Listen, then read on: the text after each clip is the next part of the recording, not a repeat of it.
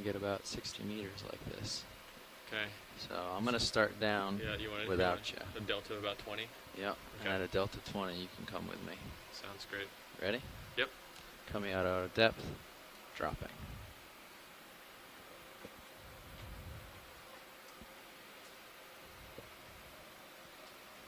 Passing delta starting 20. Down. 15 meters per minute. Altitude 75. We'll go for about 60 meters like this. Okay, I just gotta find 15 real quick. Yep, that's fine.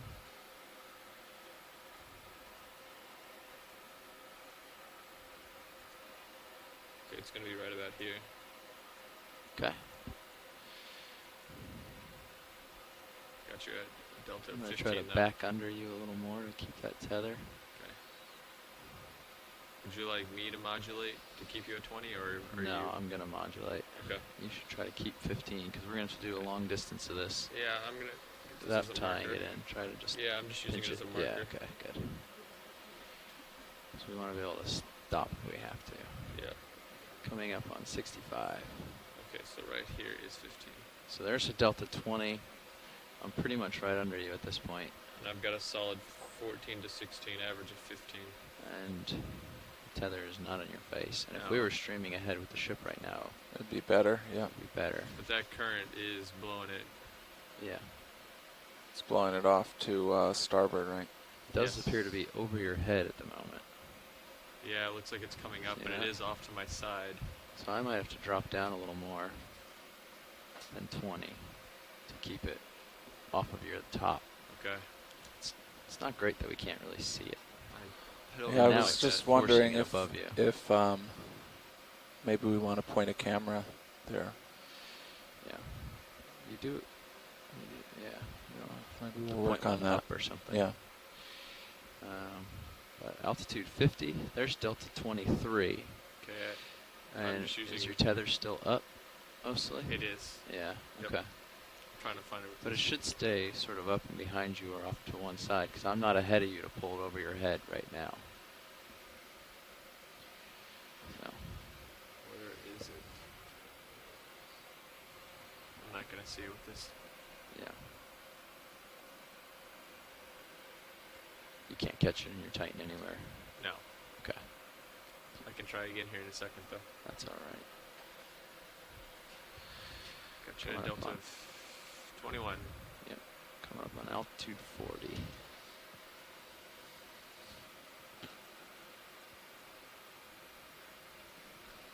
So the idea was to catch it in my camera or yours? Catch what? Anything. Bugs. Mine, I think. You're supposed to turn off some lights and aim others. And we do have ground on sonar. 35 meters, that makes sense. So during this descent, we are supposed to put lights somewhere? During the real one. During the, I got the real one. Yeah, we're supposed to aim the lights in some fashion or something. I didn't get all of that, but. I think a good place for that camera would be front top of Sirius looking aft. So delta 25, now your thing is, your tether is, it's still above you. It's still popping up there. Yeah, okay. Without I see bottom. Without a current, this might be painful.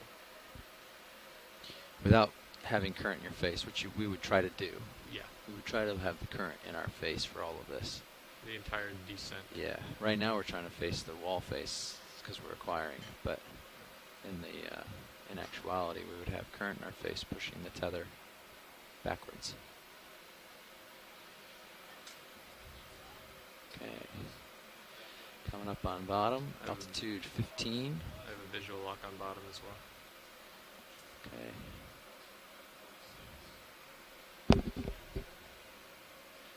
Got a pretty good delta. Still keeping 15 meters per minute. Copy that. Well, it's not too hard to do. No.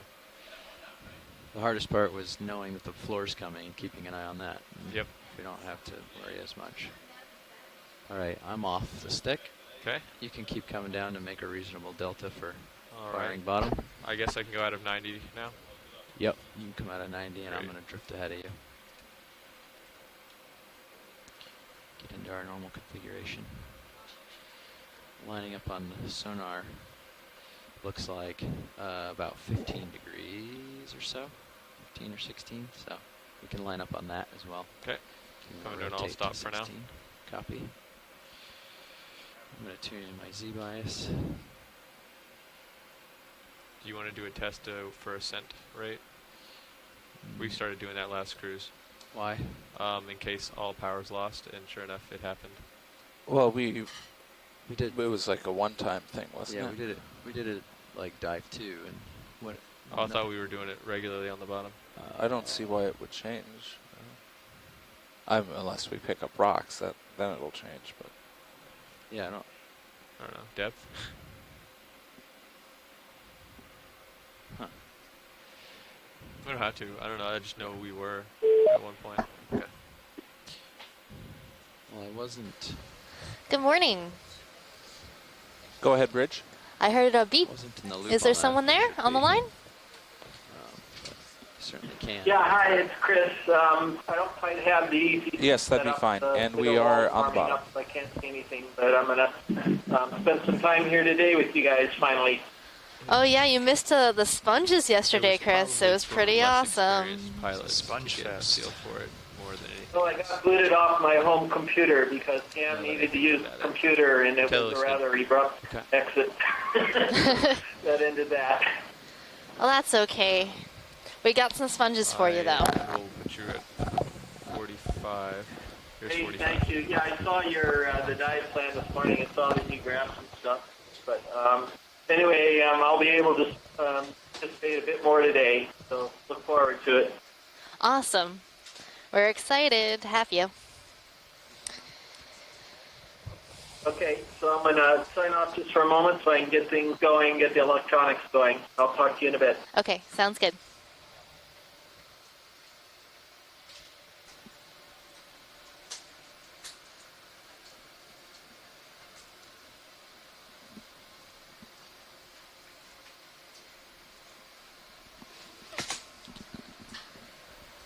Okay, so 1950.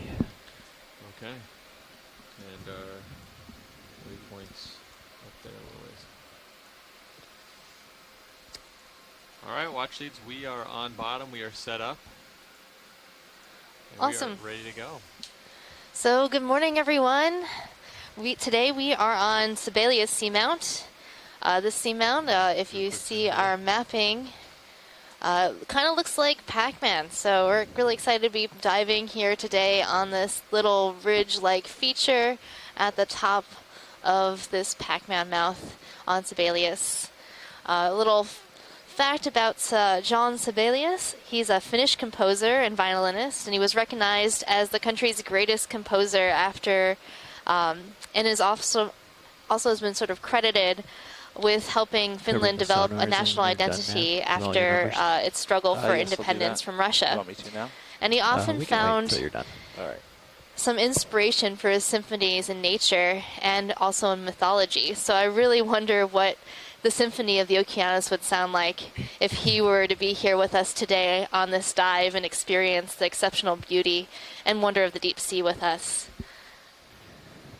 And so this is your mapping, or this is your biology lead, Megan Putz, and I'm joined here today. See what that white patch is, just And right also underneath our us. mapping lead. Can we turn on Mike the White. Lasers Oh, on. we are? And we also have our wonderful ROV team and video team. Yep, right above. If our So front right on row the would like to laser. introduce themselves. Sure, go ahead. I'll just Um, get everyone. No, I got it. Okay. Well, I'll let you.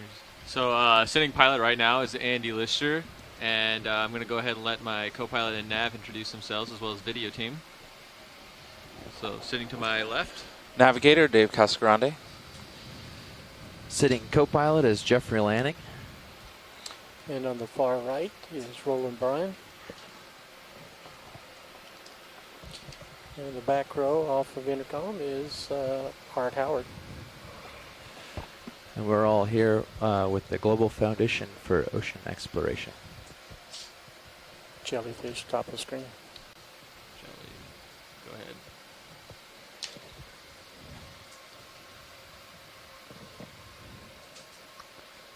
I'm seeing a little Pilots, you're at 30 and jellyfish. 50 meters on sonar. Thanks, Nav. Copy that, Nav. Thank you very much. Yeah, that looks like a little flying saucer, doesn't it? So our ROV and videographer team are all from the Global Foundation for Ocean Exploration. So we partner with a bunch of different organizations here on the Okeanos Explorer to explore the deep sea.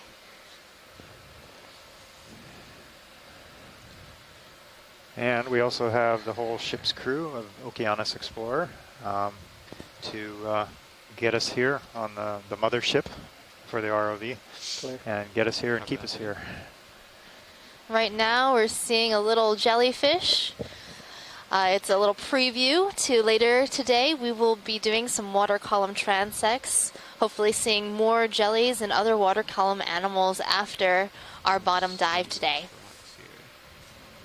So it's going to be a long day, It sure is. especially for the water column people on the East Coast. And our first and only water column midwater geologist, John Smith, is super excited to start his career as a midwater geologist. Yeah. I'll have to get back to you on that one. I haven't quite figured it out. That's some way to stay motivated through the midwater. Yep.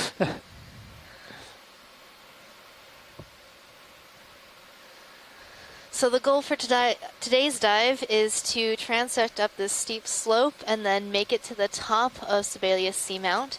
It is a flat top seamount. Can you tell us a little bit about flat top seamounts, John? Well, they're called geos, and they're formed by basically the seamount, volcanic seamount, rising up to sea level or and above, being eroded down by wave action, all the typical physical weathering that goes on to bring an island down. Then there's a carbonate or coral reef that grows up and makes it a reef and fills in and gets eventually somewhat eroded down and subsides and can be below the sea level. So these, it's basically a carbonate cap on a volcanic seamount. That's all I got. And right now we just saw a tumbling snail. This is a specific kind of snail called Gaza datala. And they're known to do this little tumbling maneuver. It's a nice way to get from place to place relatively quickly if you're a snail. It just sort of jumps off the rock and whips its body around to help it tumble around and find a new place on the seafloor. I've seen those on when I've been a shoreside person. I don't remember that we've seen one on this trip so far, have we? No, this is our first tumbling snail. And it did quite a good tumble for us. Yeah, it's kind of cartoonish. Almost. Maybe 450 meters to go today. So this slope that we're looking at is made up of its own volcanic material, and it's mostly, well, initially it was all intact lava flows, like right in the center here. And then surrounding it is a nice, perfect example as the pilots pan to a contact, a geological contact, which is a transition between two different units, types of rock, either or morphologies. And this is a downslope, is a talus slope or a scree slope. It's broken rock. It would have probably come from these lava flows or above as it broke up over time due to physical processes and bridge seismic events or landsliding. Like a ship move, please, if you're ready. All right, that's 30 meters, bearing It's all coated 015, by speed 0.2. manganese crust or polymetallic crust, so it's kind of subdued. Good copy. The look of it is kind of smoothed over.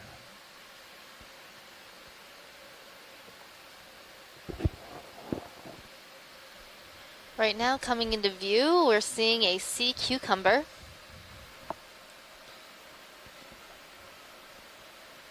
Sea cucumbers are echinoderms, and they're related to starfish, sea urchins, feather stars, and stocked Thank you, Bridge. feather stars or sea lilies.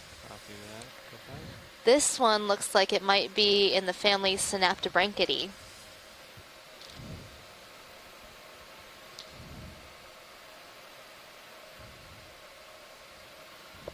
Isn't that also a family of eels?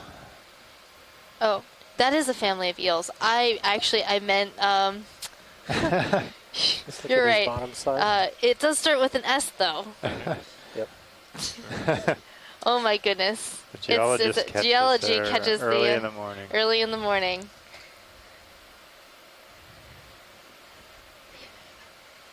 Oh man.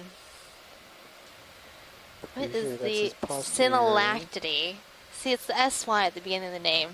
Oh, Then Synallactidae. tilt up to his top say side. that 5 times fast. Synallactidae. I don't think I can do it. Certainly a tongue twister.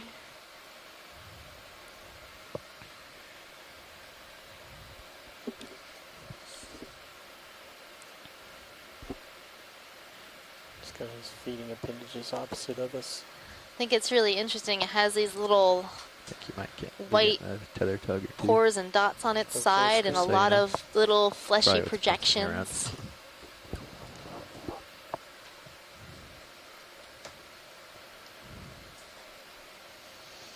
A little more tilt down full screen. Sure.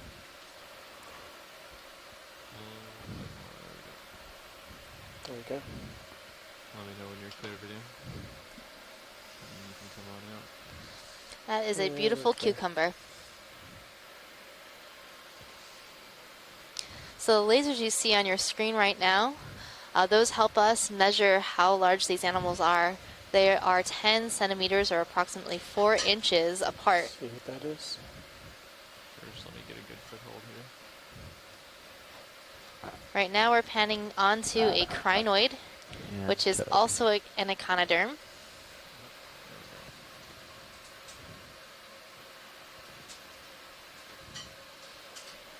Getting some pretty good heaves. Okay, video, come on in. Can you sort of describe what an echinoderm is in general terms? So echinoderms make up a number of different groups that you might be familiar with. Those include brittle stars, basket stars, sea cucumbers, sea lilies, feather stars. And that's what we're seeing right now. Sea stars and also sea urchins. So echinoderms have a hydrostatic skeleton, so they have a sort of hard, crusty outside, and they pump water through their body in order to move their different appendages. So right now, we're seeing this feather star has these long arms, and on its underside, it has cirri, which are little gripping legs. So do they always have, this one has like 10 legs of Call that various in at lengths. 2000, 3 Is minutes that ago. typical? Yeah, Should they field can any have minute. a lot Yeah, of legs should or say whatever fewer it is. legs. Good to go. See what else we can find. And we have about 10 meters left in it. Looks like some of those got Yeah. predated upon and grew back. Yep, they'll You're grow pretty back. stretched. Do you want to just tack on another for the? That's the good thing about being an echinoderm. You can grow back Yeah, some you of look your pretty missing clear. body parts. Well, there's got to be some advantage to living like that. That was a 20 meter? It was 30. Oh, that was 30? It's not an easy life. Not an Maybe easy just life Give it a moment and then at the bottom Sure. of the sea.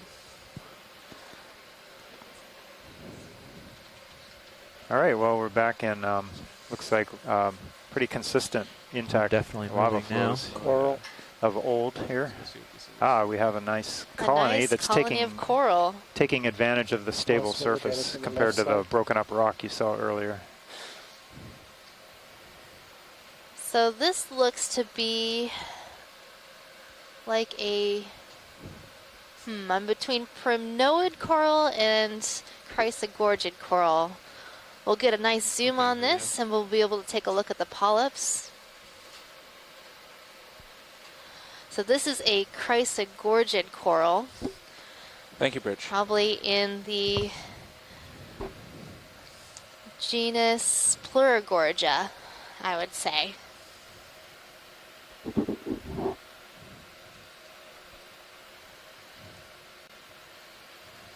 Tilt down. And he's got a buddy. And he also has a little buddy friend. Trying to see the There base or is a nice crinoid perched on top of the branches of this coral. Pull out for a full. So you can identify Gorja because you can see the branches are coming off, and there's sub-branches off the main branches, and all those sub-branches are all on one side.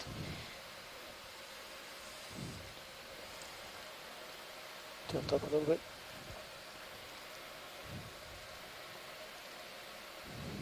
So it looks like the polyps are all facing one direction. They Here, do. right? Thanks, go So a lot of times these corals will face their polyps in the direction of the current that occurs most frequently in this area. Video's clear. So today we're experiencing a current coming from the south, Jump forward a little bit. headed north. You need to adjust your mic a But lot if this closer. coral is facing a different direction, I'm probably perhaps not talking very the loud either. current is coming more often from a different direction Right. than what we're experiencing today, because currents can shift and change. Just like winds. They're the winds of the ocean. Right. Yeah. Sometimes you see on land the trees blown over to a certain direction that where It's the wind finished. usually Just finished comes a minute from. ago. I guess it's the same down here with these creatures. One might never know their current direction. Oh, that's a good one, Mike. I do love the nice, good puns in the morning.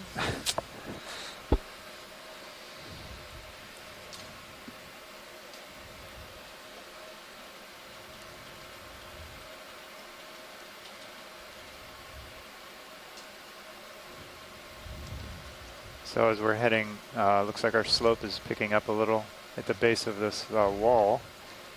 And as we do so, the lava flows become a bit more I'm gonna do a massive, quick zoom on this just kind to of see more if it's block. of interest to get stationary. Not so much blocky, but just bigger in size and more stand out more.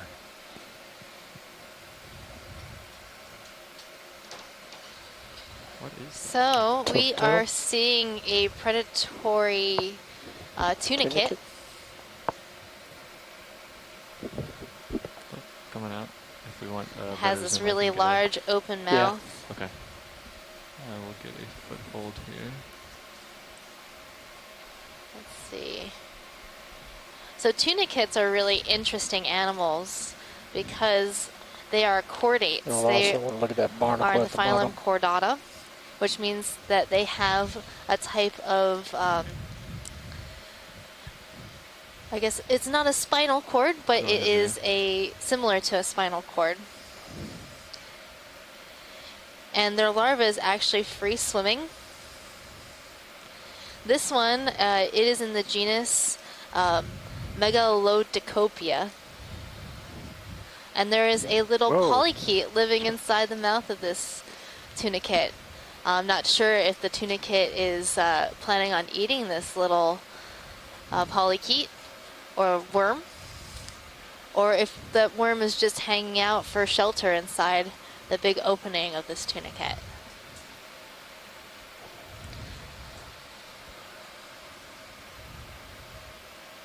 Hi, Megan. It's Chris again. There's an issue with the video wall that I've been trying to troubleshoot with the IT guy who's in a tour van right now. So it's not working at the moment. To get That's why light in I'm there. silent. I'm actually in Okay, the let's back tilt down to the barnacle. component room Port swing arm trying is to figure it out. But hopefully I'll get it rotating. going shortly, and then I'll join you. And sorry about that. I'm gonna bring the camera. Thanks for the get a closer update, look. Chris. Yeah. We look forward to having you soon. Hopefully that wall will get working.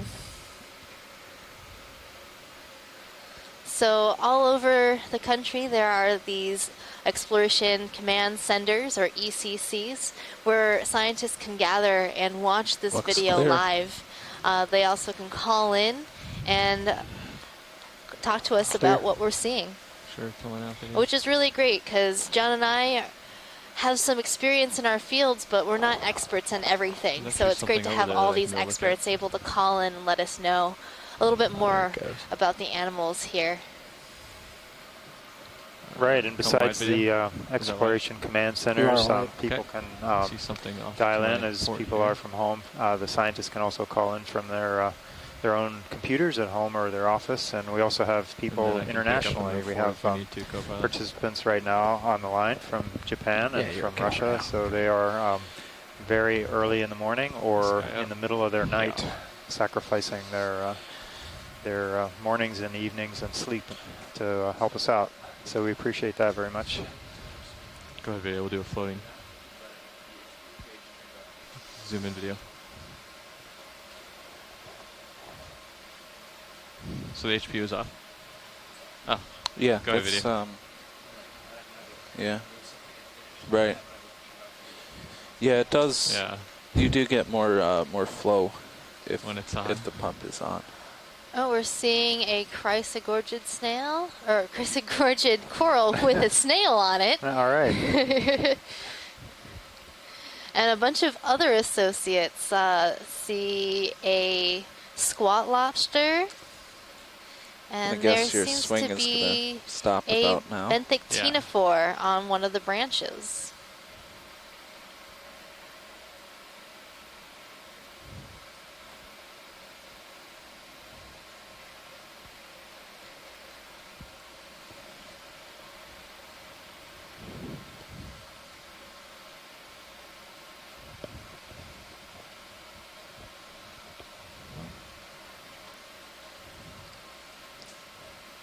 So is this snail eating? I guess that's why he's up there. Yeah, he might be eating Tilt down the full screen. coral. I'm not sure. Because he's not a filter feeder, so not trying to gain some advantage that way. Nope. He's probably trying to find some food on this As we coral, maybe finish this, feeding on we one wanna of the tilt up. polyps There's or I one of believe the a other black coral. associates. Okay, I'll try to get a foothold for it. Okay, video's clear. All right, I Okay, think go we on can move on up.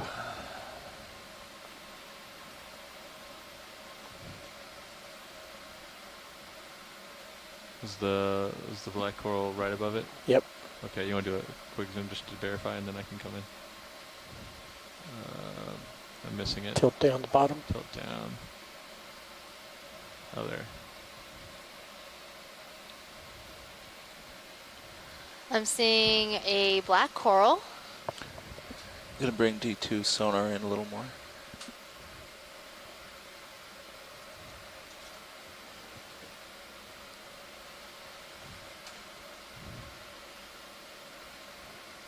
So maybe Tina knows if this is a Bathypathes or is this a different, Never mind. or is it I'll Umbellapathes?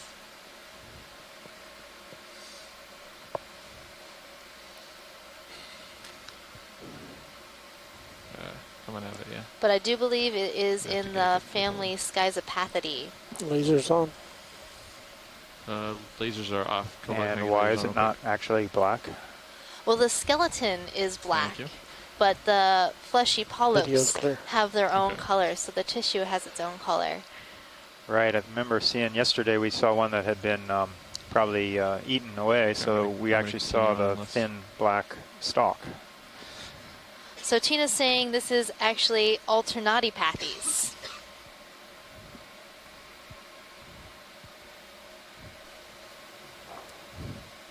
Alternate pathies? Yeah, it's an alternate pathes. Okay, go with that. And we had a comment from about the snail that we saw earlier from Steve Oskovich about Interest that it here. may have been, the snail may have been grazing or just looking for a place to lay eggs in the coral. So that's an interesting thought. Any interest here? Seeing a Watchers? Brasingid. Yeah, we should I get think it. that's a Brasingid, or is it a Crinoid? So they're both Tell me to keep an eye on my Echinoderms, swing arms but now, one, Sherwood. Sure. the Crinoid is a feather star, and the Brasingid is a type of sea star. So I think I'm seeing little Go ahead, Siri video. on the base holding onto the rock. That would make it a Crinoid. Those white things? Those little white little legs. That's a beautiful view. Slight tilt up and I can max out.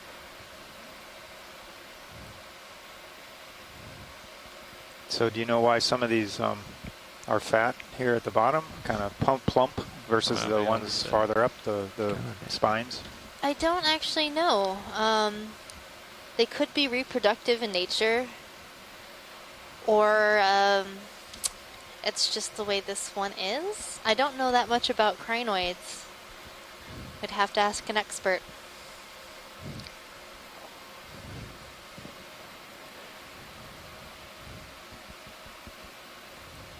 Though I do love how they Excellent. swim. So these crinoids can swim by undulating their arms. Would you like to demonstrate that? Yep, it goes like this. All right, thank you. Full screen. For the viewers at home, that was So magnificent. Tina's saying, yes, the swelled pinnules or those little branches near the base are reproductive. Okay.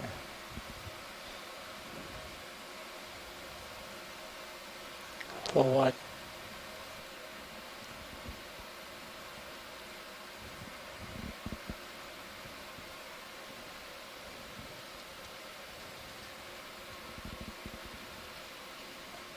Wow, look at that geology. Those are some Yes. nice flows. And it's so nice and clear of any biology to get in the way. What do you think? Oh, I see some biology. Okay, well, There's a black coral. And there is probably another Gorja.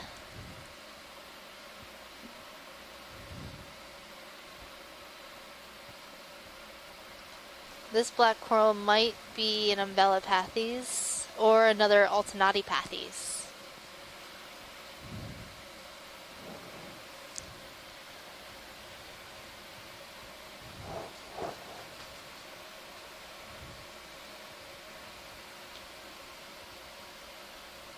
Go ahead, video. So this Tilt Gorja down. looks a lot like Gorja militaris, which we have seen in the Northwest Hawaiian Islands and in the main Hawaiian Islands. And there are some associates. There is a barnacle and some hydroids on this one portion of the skeleton.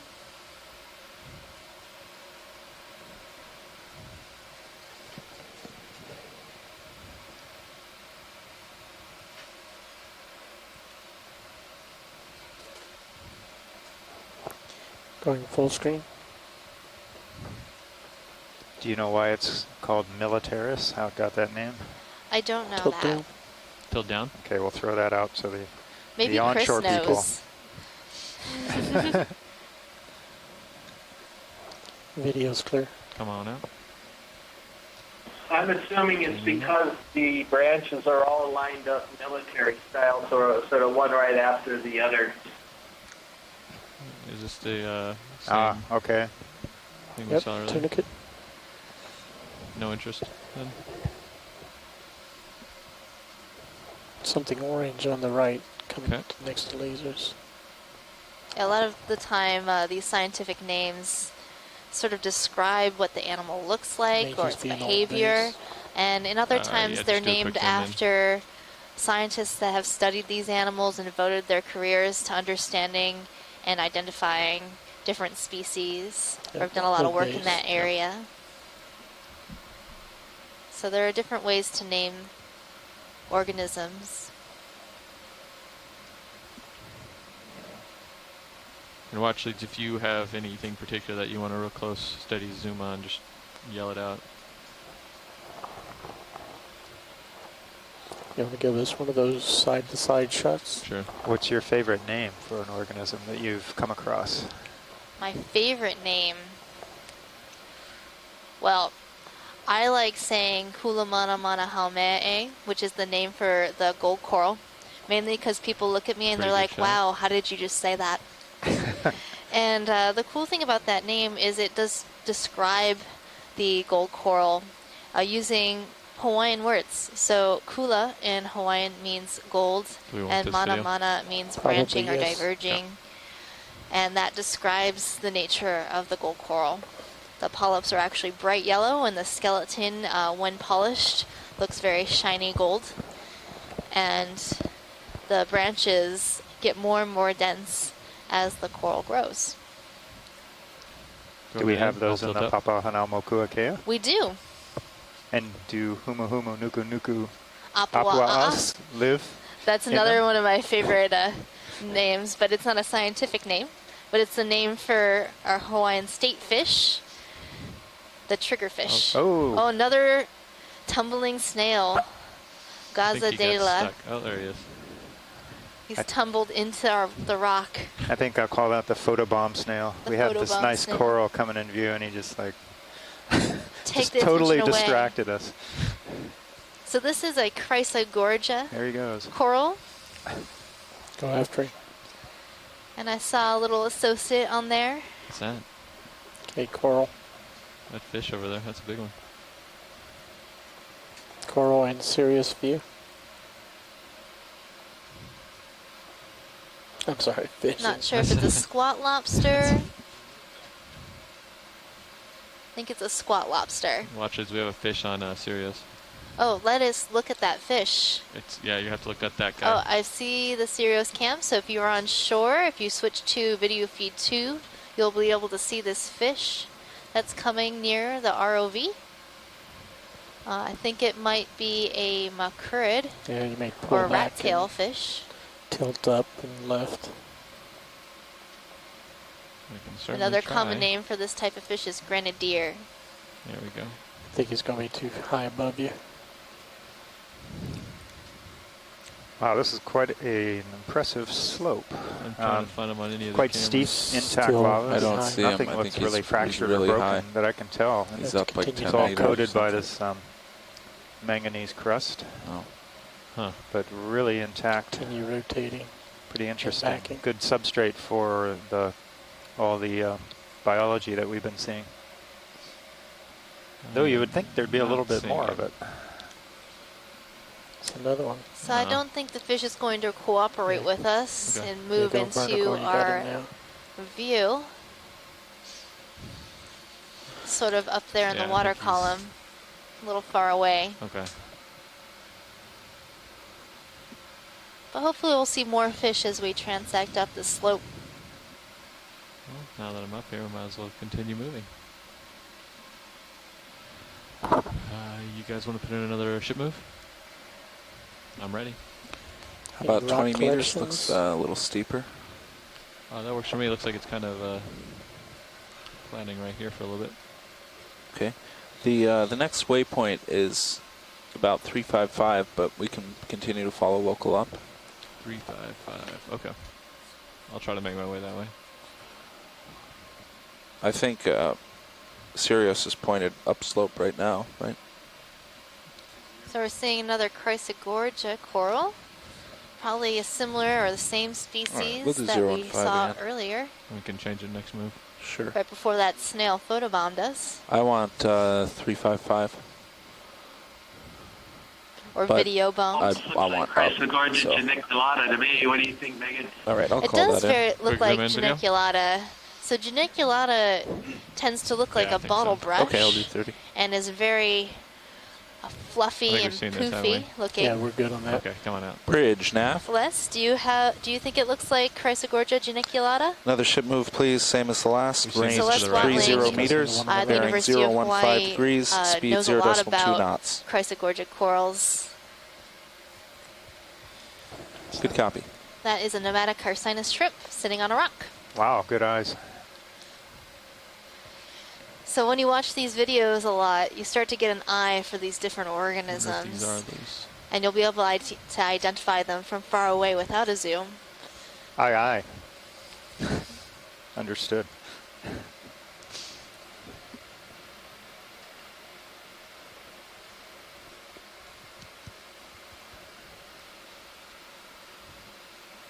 Thank you, Bridge.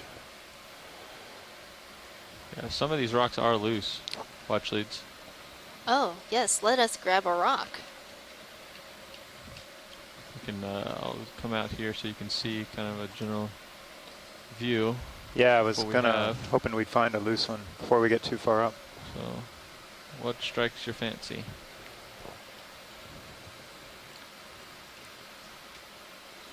About that triangular one to the left of the lasers. To the left. Is that too big? This one right over here. Um, This one? Oh, that one? That'll do. Not sure that one's Either one of those. Either one of those. Okay.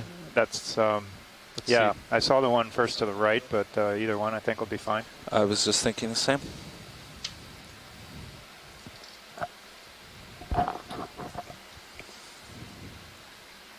So it's important to collect a rock early on in our dive, just in case we don't see another rock for a while, and then the top of this seamount may be covered in Oh, carbonate. no, I think it is. So that one is loose, it appears. Okay, roger that. And gathering a rock is going to help us understand the age of this seamount and its origin. Right, they can test the geochemistry of the lava samples, rock type, and compare it with other known areas such as the Hawaiian Ridge or mid-ocean ridges or other places that rocks have been sampled on the seafloor. And then other techniques, as Megan mentioned, are used to actually give an absolute date, how many millions of years old these rocks are. That helps us also fit it into the context of the the whole evolution of the Pacific. Can you give it an estimated date range that you suspect this mount is? Yeah, these seamounts are kind of Cretaceous, have already been dated, and this whole chain of seamounts have been dated Are we as spun up Cretaceous already? age, which is in the range of Okay. 65 to 90, 95 million put it years in old. the, So that's the closed one, or I the can just put it in latter the open. part of the Probably age of the just as dinosaurs. easy. So we could have had dinosaurs not here, but on this Bridge, Nav. that could have been swimming around in the ocean or on the land masses at the same Can we time hold that position these here? seamounts were formed. Thank you. So why are Excellent. geodes flat-topped? And if you're ready, we can go ahead and pull up Mini. Probably over there. from after a And carbonate if you'd cap like or a to reef follow me cap had around. been built on top of the eroded island, that they were eventually worn down by rain, wind, wave action, tsunami, you Bridge. name it, and had basically planed off the top. And eventually these seamounts will subside or sink with the There's a tectonic book over plate there, right? as it Yeah, moves that craft off the book. hot spot, cools yeah. down, and basically Thank you. contracts, you could say, or shrinks somewhat. Is that why we see so much difference between the Hawaiian Islands, Okay. like the Big Island, to Oahu, All right, to well, here we go. Kauai, and upward in the Hawaiian Island chain? Twitch. Yeah, eventually. So they start out, they would come up as Mixing in. like the Big Island with big volcanoes, and eventually be worn down. I think I will continue that thought after we do the sampling. I'll let the pilots concentrate here.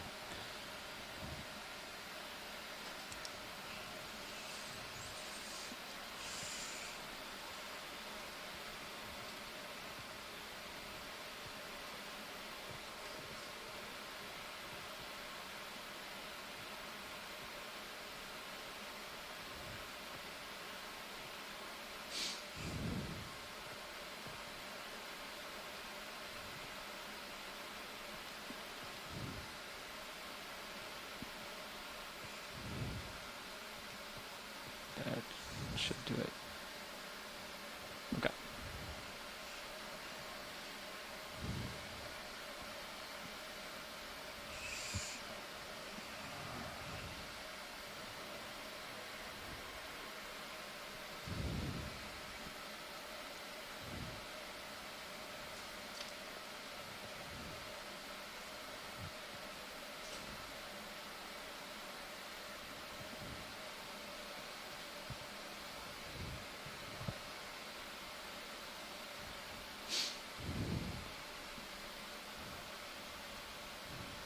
Video, if you want to do any zooms, we can do that. Does this look good, watch leads?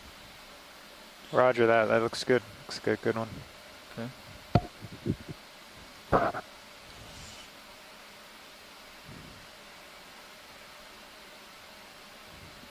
Kind of blocking the light here. Good. Let me know, video, if that's That's sufficient. acceptable. You can continue to rotate. Maybe a little left. That's good. Okay. Come on out. And I'm going to...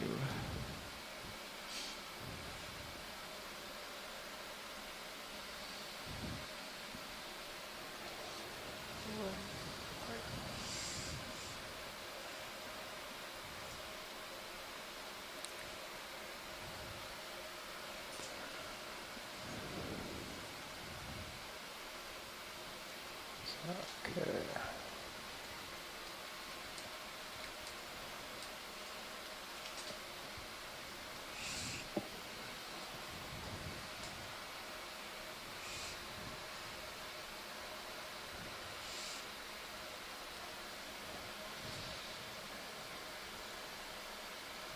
All right, thank you.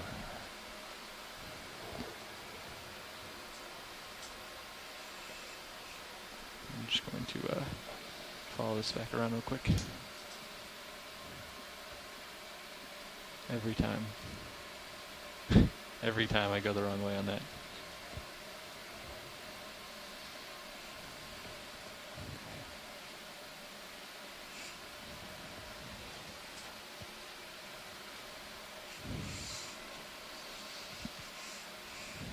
Okay. It's a pretty good storage location. That's better. All right. Screen hydraulics. Hydraulics off on craft.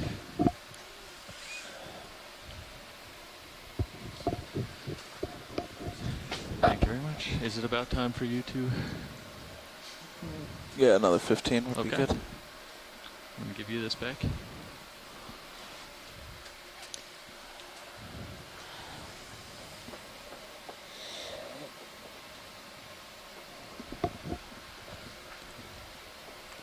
And I am ready again for a ship move. I'll continue on. Okay.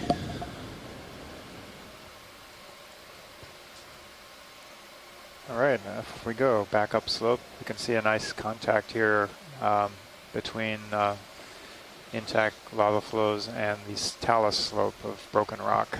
And I need to be trying to get more north in the near future, right, Nav? Yes.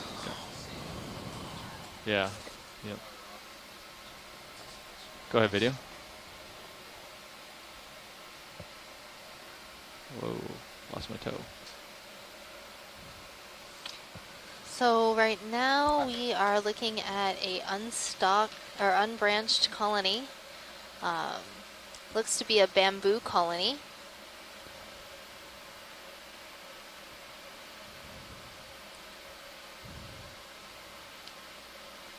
And this bamboo has really long intertentacular spines, meaning it has these long projections in between its tentacles. So it might be the D-clade, possibly. Maybe Les or Scott, if they're on the chat or the line, might know a little bit more about this type of bamboo coral. The interesting thing about bamboo corals is that they have two different parts in their skeleton. Okay. Yeah, I think they have a kicking up a little carbonate piece, the white piece, that's more like their bone, and then in between they have a flexible, proteinaceous node that allows that coral to bend and flex in the current. So I assume that's how they got their name bamboo, because they look like bamboo with a little similar kind of feature along the stem. You got a lot of dust. Yeah, that's exactly so. It does look like an actual bamboo tree. And then on the rock, I think we're seeing a placophorans.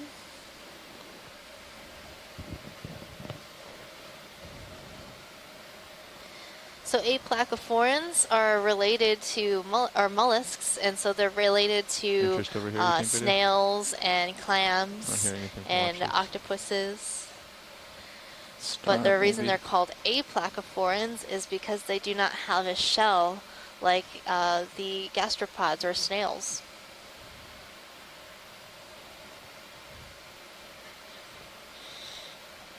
Well, it looks like we have a dead sponge stalk, and then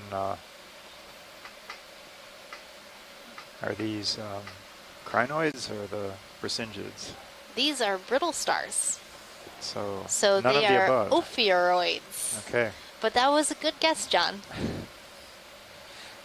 I think I only had a few options. Come on out There's a there. lot of options. Just say them all. That would have been a nice rock. We can still collect it. They might have vacated though, huh? They might jump off. These little brittle stars have been known to bail. I don't think they'll stay in there the whole ride up. Probably just shake them into the box. No, I don't think we need them. Okay. They like to be on a lot of different corals, and they'll wrap around the corals. Now I think this is a bracynid, All right. which is a type of sea star. Looks like he's waiting for us It is. to grab us. That's what they're doing. So they have their tentacle, or they're not their tentacles, their arms up in the water to catch things.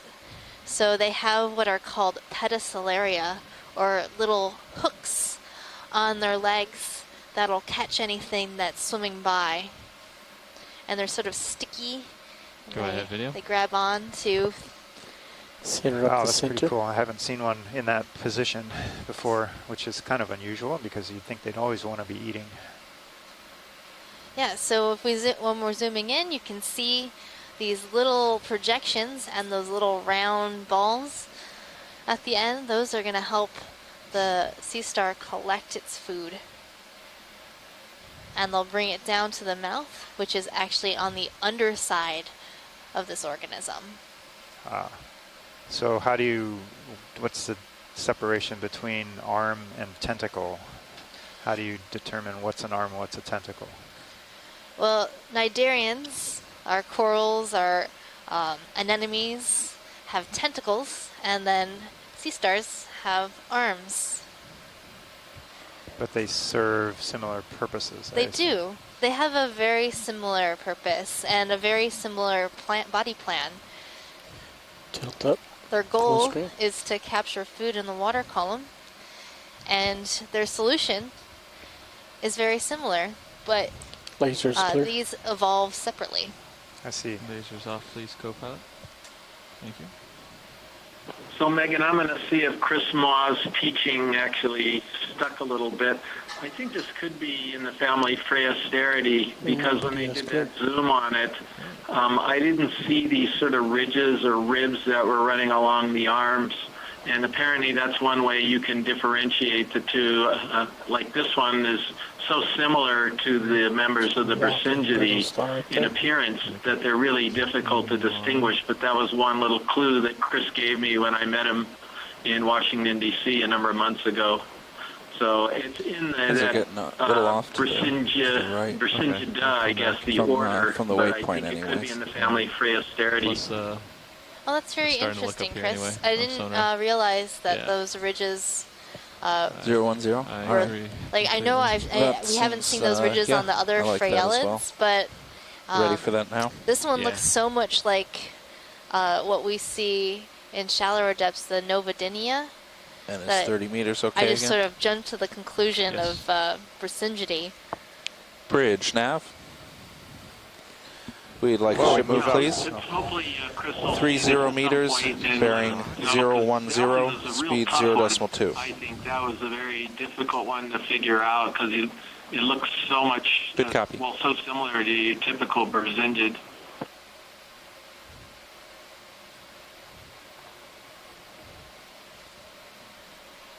When was the last move? So we moved off How that long ago? nice kind of intact It was tongue of lava. 15 intact minutes flow, ago. and now We we're canceled back it. into obviously a big Oh. For the broken collection. rock Oh, okay. talus or scree field as we move up slope. But there's actually a couple large colonies that Thank have you, found a Birch. home here. I'll turn that over to Megan Okay. to tell you what they are. Just this So all the waiting. one in the foreground looks like Gorja, and then there was one a little bit further back behind it that might be something different. And what do we have here? A sea pen? Yeah, we have a little Go ahead, video. little orange stick, and I think you're right. It might be a sea pen. You're getting good at this. Oh my goodness.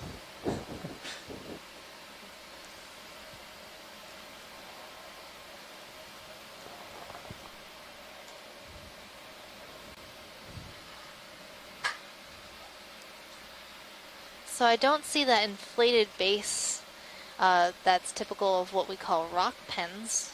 Let's look at the base. Other sea pens have is- long It's sort hidden of behind here. pen-like ends to them that Excellent. can settle down into the sediment and anchor them into a sedimented area. But this looks to be on a rock, so I'm wondering what kind of attachment it has, but we can't see it from this And view. tilt up. Yeah, maybe he's got something down in a crack that he's inflated.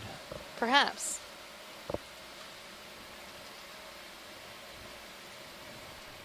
Don't you hate when they hide their peduncles? All right, I think we can move along. Videos Oh, clear. Thank you, no, pilots. It's a good shot. Was there interest over here to the left? Yeah, let's go to that further colony on Okay. the left. I'll see how It far looks out a I bit can different. get. Talking about the one behind, right? Yeah, the one behind it. It might just I'll be do what I a can. Gorja that's been turned in a different direction. I think he maybe chose poorly as far as what to settle on. It looks like that maybe the rock is tumbled. Oh, yeah. So that would be a classic example of don't take up house here. Yeah, so you can be a coral larva and you're in the water column and you settle down in an area. But if you happen to settle on some of the scree fields or talus, Go ahead, you might video. find yourself tumbling over as an adult. And I think that's what happened to this individual. But it seems to be handling it pretty well. Sort of getting half of its branches up into the water column. Please pardon the interruption. Your conference contains less than 3 participants at this time. Base. If you would like to continue, So this is the star one, same yes. that we saw earlier. It's a Gorja.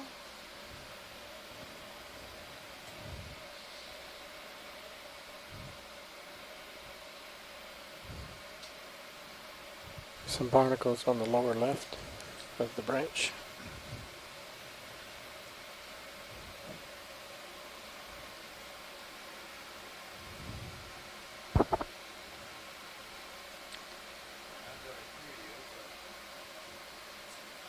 He's in dry So lab. I think that sea pen that we were looking at earlier might be in the family Productility and in the genus Productilum. Fernando, co-pilot can't talk to you. So can you just come in for a minute?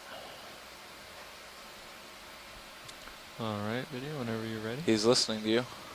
Was that all the interest on this watch leads? Yep, we're good, pilot. Thank Okay. you. I'll continue on. So hopefully as we transept upslope, we'll see a denser community. We had the same thing happen yesterday. We started off in a similar scree field, and as we got closer to the top of the feature, there was a dense community of corals and sponges. Yeah, we were a little worried at the beginning. We were only seeing geology of amazing forms. That really makes the geologist happy.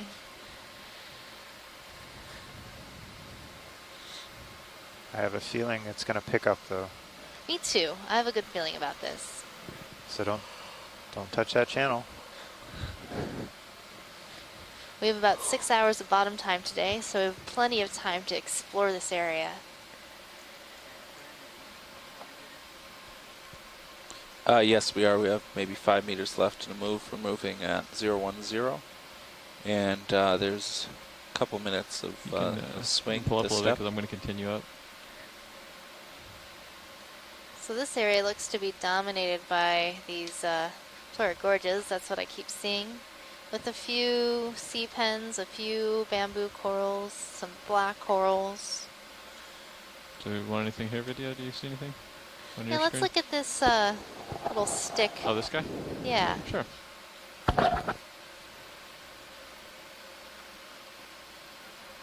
It's hard to tell what Thank you, these Bridge. stick-like corals are until we get a good zoom on them.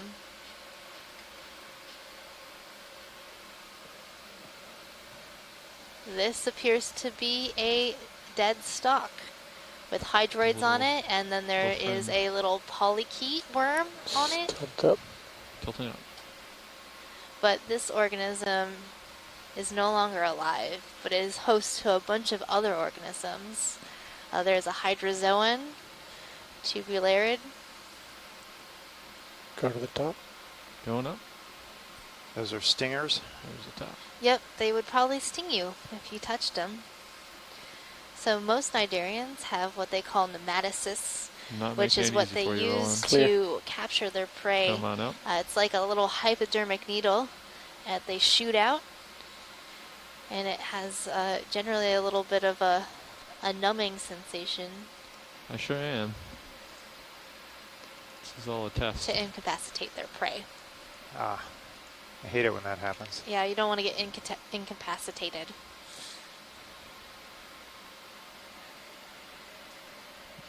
That last move finish it, or is Yes, it it's finished. Probably a couple more minutes of swing. okay? Yeah, we're looking clear on sonar. All right. If you were to escape To with the hydroid, waypoint. could you showing, say you were bearing a deep 350, hydroided? but again, we can do local up. It's probably I gonna think you swing could. around that Okay. direction anyways. Oh my goodness, that's worse than Sirius any is of the ones I pretty ever much did. pointed up right now, I think.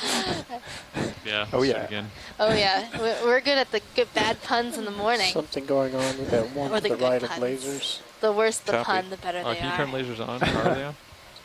They are not. Go ahead and turn lasers on, Copilot. Just want to let you know, John, sit right you here, drew the Roland? first blood. Maybe you I don't know, Good Chris. for you. It appears I've got big shoes to fill here. I mean, you're kind of legendary with the corny jokes and bad puns, apparently. Everybody I run into on the ship is glad you're off it. I mean, that they really appreciated your jokes. Go ahead, Dan. Big tilt down. See, now they can just mute you. Bleep bloop. So another I Gorja. think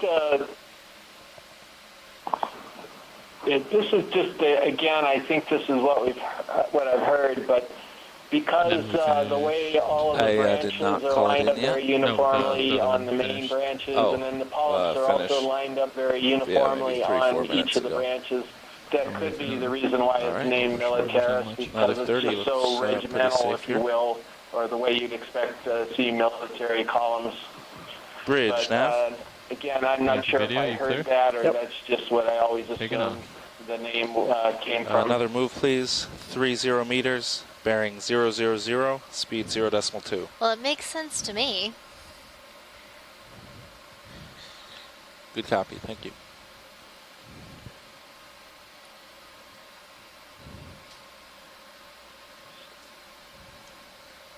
Jelly We're, top left. Yeah, let's go ahead. Moving a little I think fast. it's going to go invisible on us. There you go. So, of course, if Little Hydromedusa. there's anything Oh, you particularly mean good, you we're, can spend some time on it. We're making too much progress. Well, we're making pretty good time. Thank you, Bridge. Leave it. Uh-oh, we broke a calculation.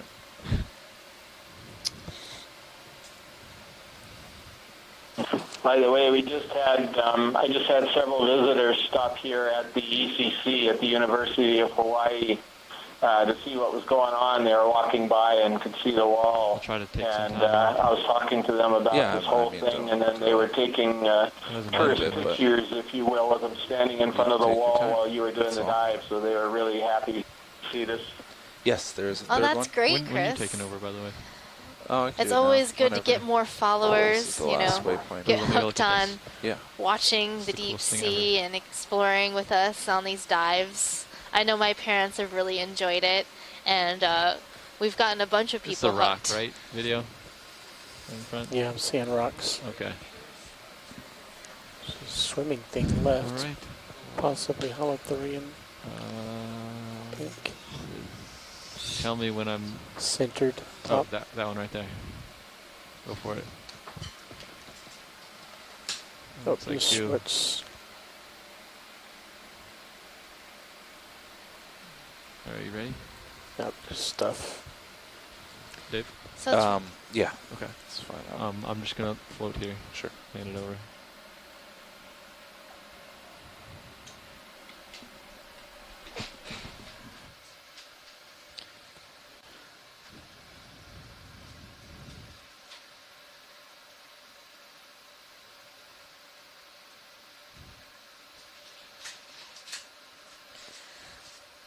So we know less about the deep ocean than we do about some of the planets in our solar system.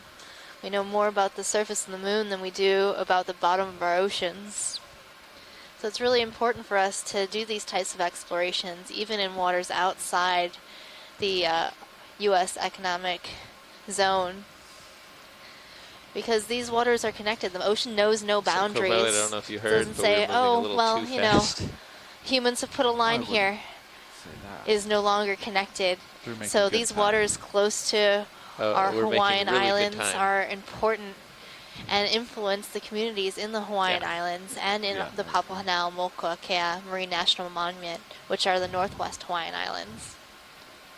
Right. Yeah. Sometimes these protected areas are kind of defined by what's best for the organism or around features, and other times they're kind of follow political boundaries. So sometimes you can have a protected area boundary go right through Seamount, or cut a Seamount province in half. So that's one reason to continue outside the bounds that we call our own, just to see what's beyond there.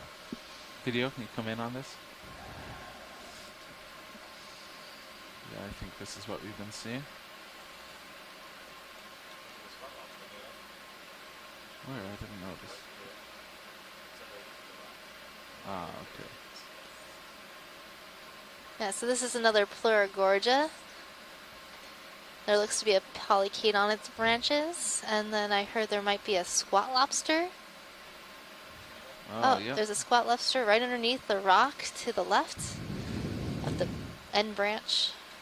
It's going to be pretty dark.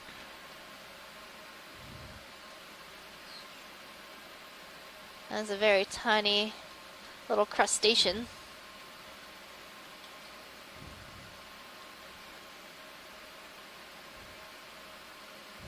Not sure if I can get a good idea on that. It looks a little bit different than what we normally see. The lobster? The lobster. Oh. Maybe it could be a type of crab. So lobsters, crabs, and shrimps are all decapods, meaning they have 10 legs. That was helping. They're very related to one forward a little another. bit, I think. And sometimes the distinction between crab and shrimp gets a little mixed, and that's where we get the term squat lobster. And they kind of have a crab-like shape, but they have their tail folded under, also like a crab, but they can extend that tail like a lobster. Huh.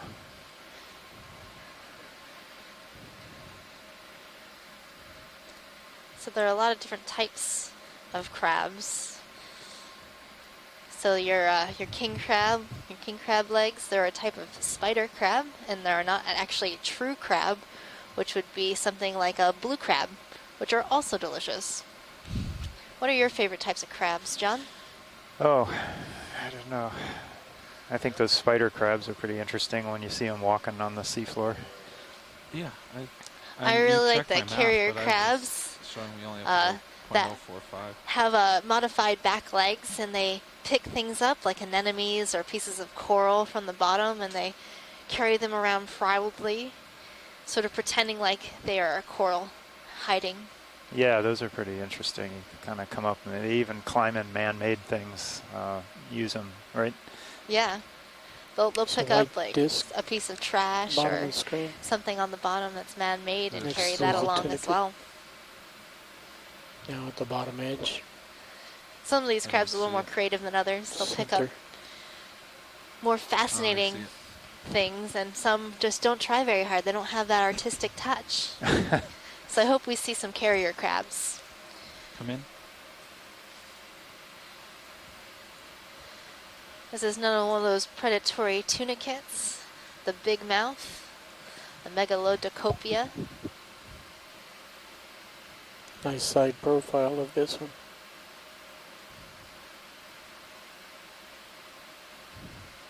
Though I don't see anything in this one's mouth.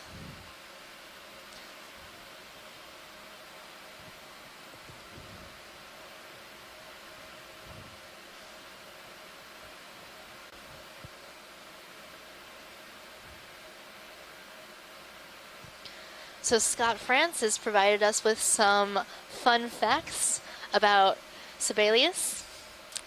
He once wrote a poem called the Oceanides, or Nymphs of the Waves or Spirits of the Waves. The piece refers to the nymphs in the Greek mythology who inhabited the Mediterranean Sea. And it was praised upon its premiere as the finest evocation of the sea ever produced in music. There's a. And it was said to represent the playful view. activity of the nymphs and the majestic ocean. I think that's too high. Wow. So Sibelius was inspired by the sea, and I'm sure he would have really enjoyed our dive today. Find it. Okay.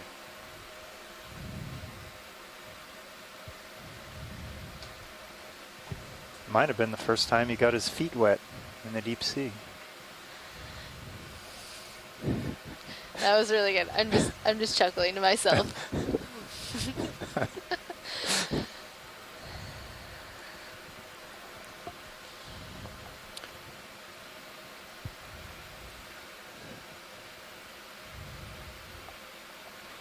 Directly to the right of lasers, is that a Crinoid? Yeah, I'm gonna go for that. Yeah, we don't have much time here. Okay. I don't know how much swinging we have left, but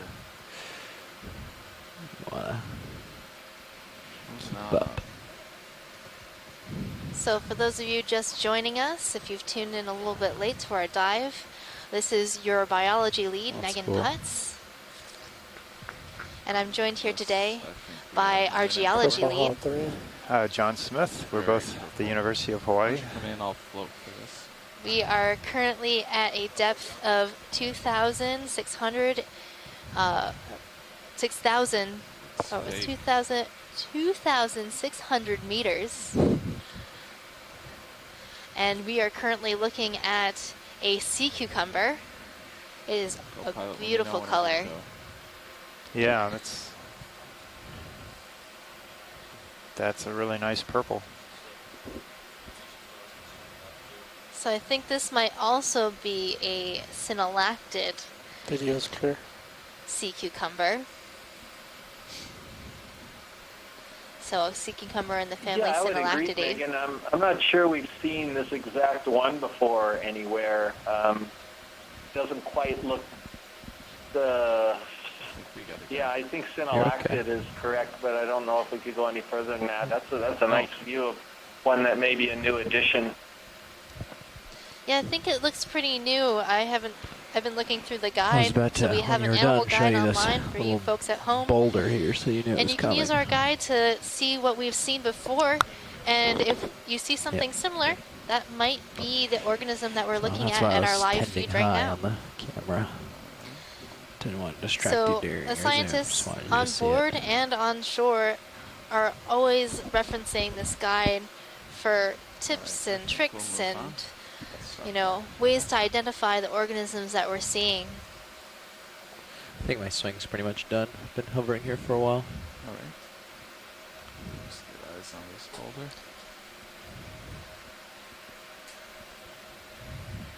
And Maybe synallactid nice to sea back off a cucumbers little are bit. often seen with from a those distant fleshy view. projections along the back Here, and right side, around.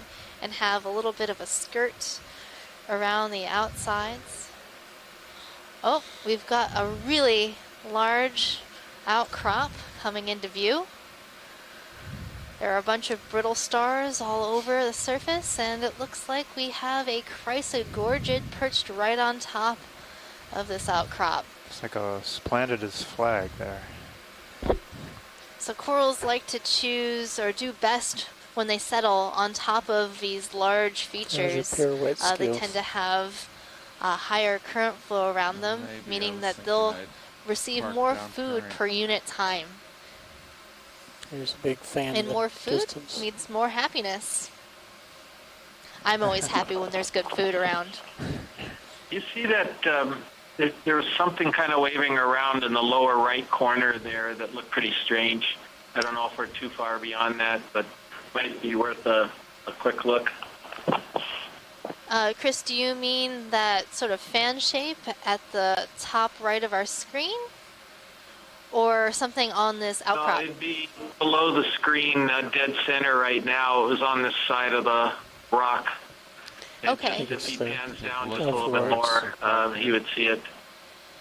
Pilot, if you pan down a little bit, there seems to be some sort of thing on the side of this rock. Black coral. Do you mean this sort of, Yeah, there it is. I yeah, guess little brown? a crinoid, or what is that? I'm not sure. Can we Yep, we'll take a zoom look at into that. this leafy looking thing? I believe it's a black coral. It might be Yeah, a black that's coral. what caught I don't my know. I have a attention there. feeling it might be a black coral. Start coming in. Ah, yes. This looks like what we've been calling alternatipathes. Trying to stabilize here. I see that. And that is a type of black coral.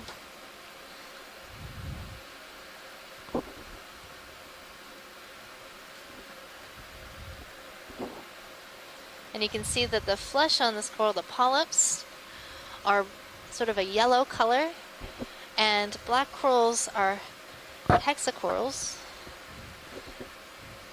meaning they have 6 tentacles. You'll see that when you zoom in, there are All right. 2 large come feeding out, come back in. tentacles and are surrounded by 4 smaller tentacles on the polyp.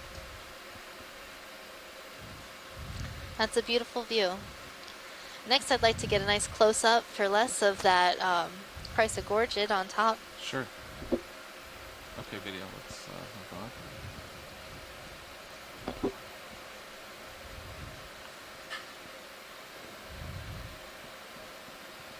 To identify these Chrysler corals, it's nice to see the axis, or that center stalk of the coral, and the way that the branching comes off that center stalk.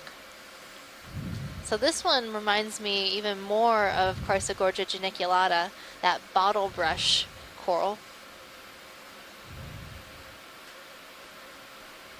And there is an associate, probably a squat lobster in the genus Europtychus, hanging out in the branches. Need a turn to get you in view. Yes, please. Okay, video. Come on in.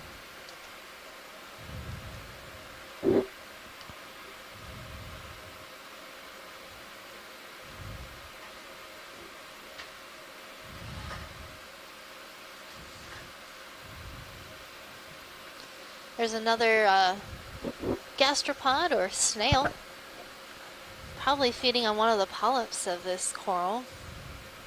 And I see the arms of a squat lobster.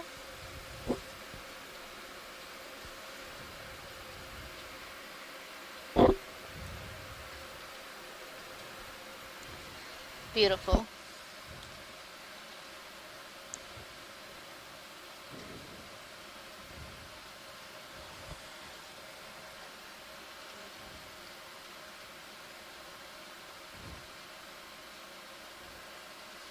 If we could get a nice view of this snail. Sure. Being able to see the shell is really important for identifying snails. There aren't a lot of keys, I don't know, for deep sea snails. Is that full? Yes.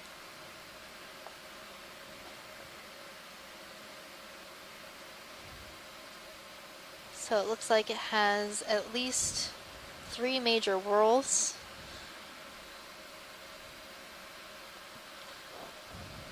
And the that white fleshy thing, that's his foot. That's his foot, yes. It's wrapped around the coral stalk branches.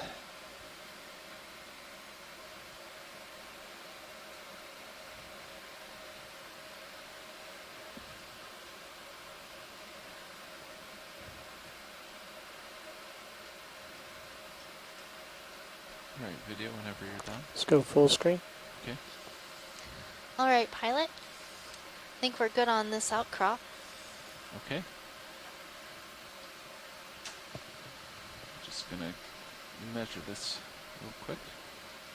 So right now you're seeing the lasers in view, those 2 red dots. They are 10 centimeters apart. And so that means Slide that this tilt up. coral is About a half a meter.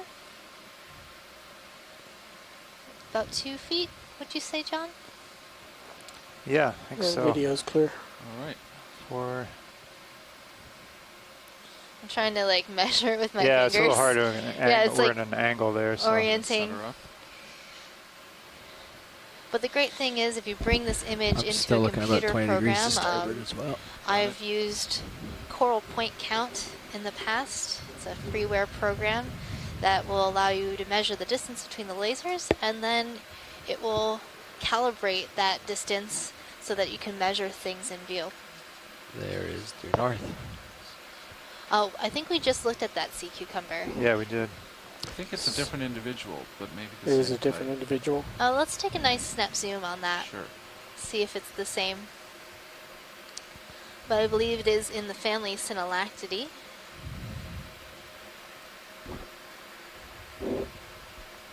Yeah, Chris Ma put in the chat that he thought it was Paleopatides, which is in that family, the Synallactidae. So he went a bit further Come on in.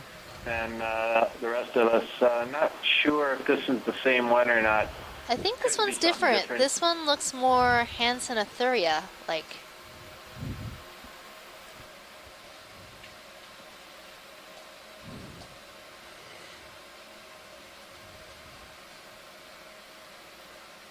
He makes a pretty good red light filter.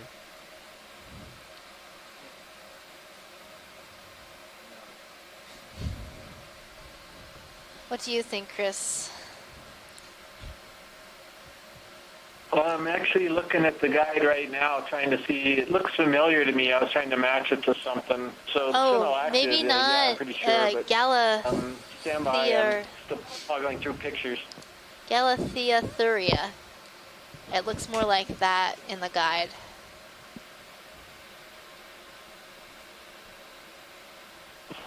Yeah, although there is a Hansenothuria also, or a sea of Hansenothuria that this looks pretty similar to as well.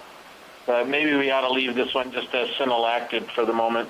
That sounds like a good plan. It's really hard to identify these sea cucumbers. They have a very similar body look, and color may not be a good character to go off of. Color can be pretty variable across genus. Do they make good pets? So Megan, you just brought up color. I mean, this is a really purple sea cucumber. Why do you think they're so purple? Well, in the deep sea, being more of a red or purple color might actually make you Full screen. be harder to see. Red light doesn't travel very far in seawater. So when we don't have our lights of the ROV lighting everything up, this sea cucumber video's probably clear. blends in pretty well with the rock around it. Red is the new black in the deep sea. And you could see its gut there. I guess it would be ingesting the sediments and then, deriving some sort of organic matter out of it? Yep, that's what sea cucumbers do. They're sort of the vacuum cleaners of the deep. So they'll ingest sediment and digest the organic matter, and then they will excrete clean sediment. There was a fan They're on sediment the upper cleaners. right. And just a Off fun in the fact distance. that purple has traditionally been, through history, regarded by humans as a color of royalty. But guess the difficulty maybe in getting the dyes and so on. So you might say that it's a princely purple. Oh, yes, very princely. Yeah.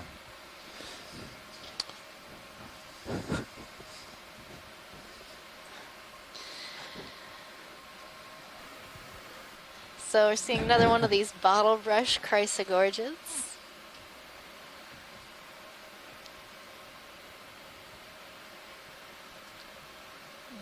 And I think I'm spotting What's a little going on bit under that of a rock? squat lobster hanging out in the branches as Come on well. in.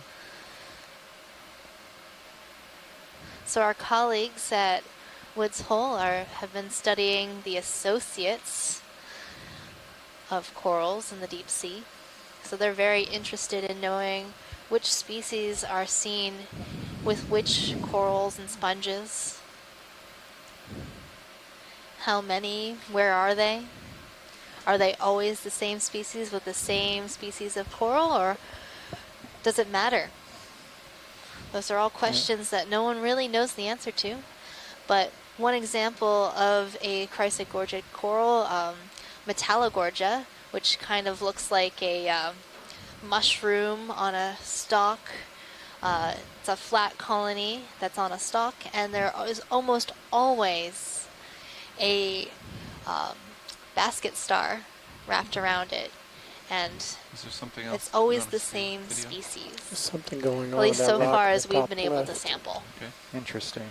It's also a small But they're spot not really lobster territorial, right? out You can have on the multiple rock. ones on there. I've In the only direction of that. seen one Yeah. of So those for the- basket stars on the Metallogorgia at a time. Oh, I would interesting. concur with And that Jeff. species is Ophiocreus oedipus. All right. So maybe it has an Oedipus complex? Sure. That's what I was wondering. I don't know who came up with that name, but for some reason, That's new. it strikes me as interesting. And I'd like to know more about the origin. So this chrysogorgid coming into view is a little bit different than the ones we've been seeing. The bottom part of the stalk is bare of branches, and the branching part is a little bit less sparse than what we just looked at. So I'd like to get a nice zoom of this.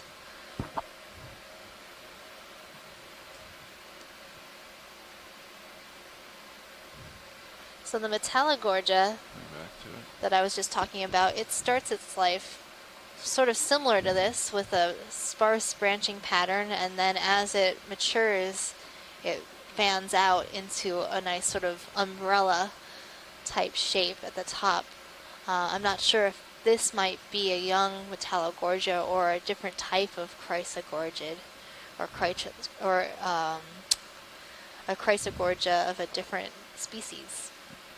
But again, there's a little squat lobster hanging out in the branches. That one looks different. This one looks a lot smaller than the one that we just saw. It might be the same genus, Europtychus. Europtychus has a very short rostrum, or that's the little horn in between the eyes that you might often see on crabs and shrimps. Video's clear. All right, video. Come on out. Yeah, I'll get moving.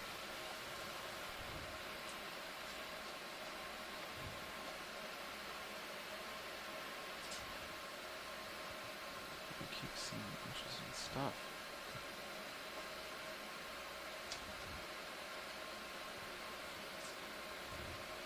Yeah, I think so. Yeah.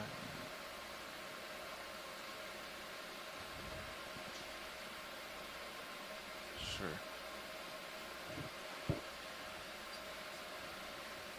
Oh, wow.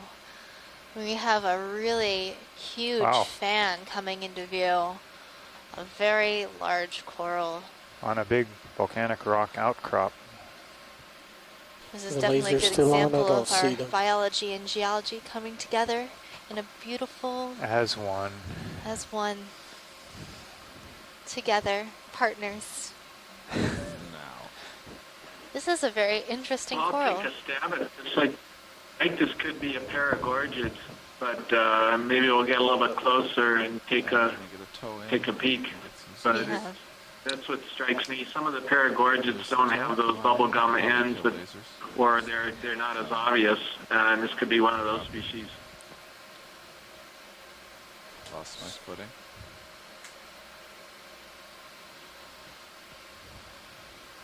So let's get a nice zoom of these Alright, polyps. Might be a paragorgia. Wow, that's a lot They're of them. very densely packed. Thanks, co-pilot.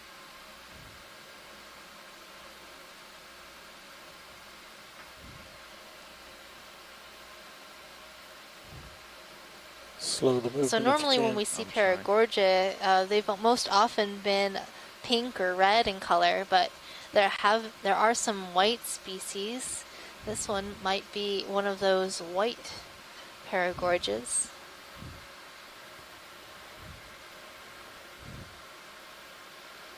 Wow, that's pretty amazing. It'll Like, be interesting to see what Asako and Scott and Les they think what this thing is, because I'm not sure about Paragorgia. It'd be good to get some other opinions either in the chat or on the phone. Yeah, I'm waiting right now.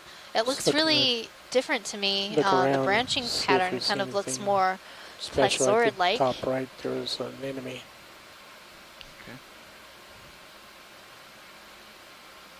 You know, the other possibility is it could be a corallid, if you can believe that.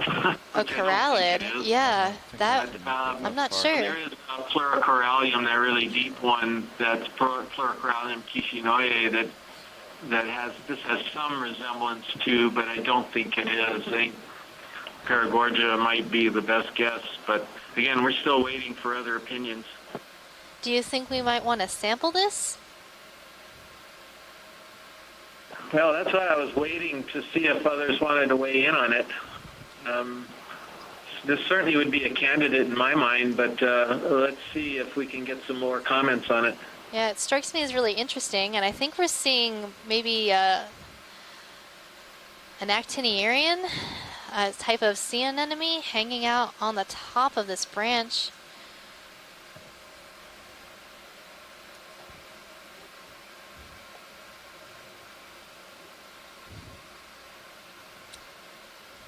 So Tina's saying that she would take a piece.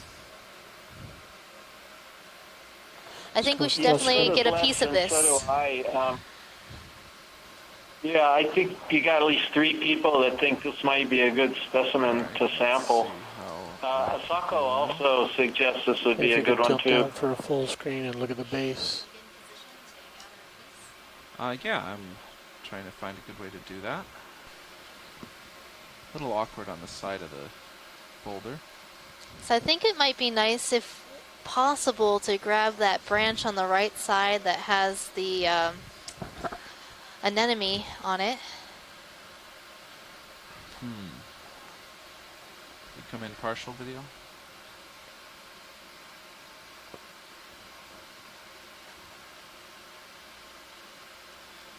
That might be difficult. This is a very interesting coral. I really am enjoying the sort of maze-like pattern that the branches have formed. They're all like perfectly lined up to be exactly the same space apart. yeah, kind of looks like when you look at a one of these new housing developments from the sky. All these like engineered pathways with little cul-de-sacs at the end to all fit so that everybody has an equal space and the size of their yard and their driveway and everything. Yeah, it does. Maybe those designers got their idea from coral. You never know. No, it's perfectly in plane.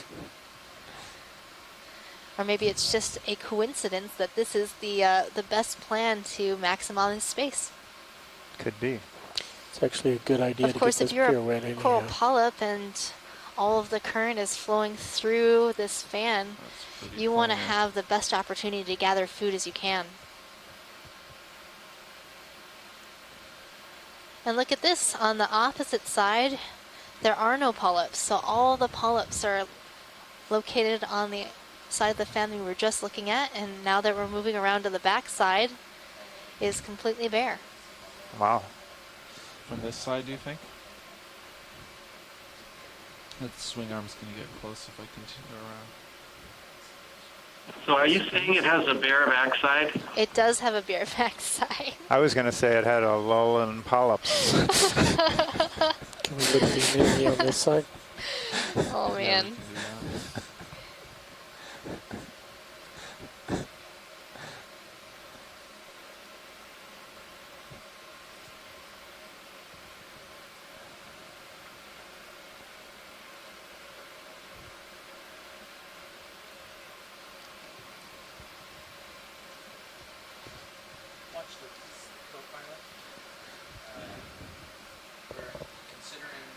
Certainly looks a little bit more like a Paragorgia from this view, because you can almost see those bubblegum ends, the collection or the little ball of polyps on the end of a lot of the branches from this side. So the risk is that this coral is irregular in any way, or the whole crest is not very good.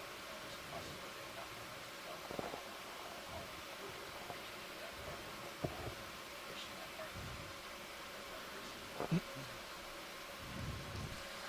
Let's ask some of the scientists on shore and see what they think. You think we could get So one of the lower branches the question a lot here easier? from our pilot and co-pilot is if we want to collect this anemone, there might be a chance of knocking the coral over. Does Any anybody chance of think that centering this up on coral the will be anemone? easy to break? Or do you think the holdfast will think be it's strong safe. enough to handle the sampling? Sure.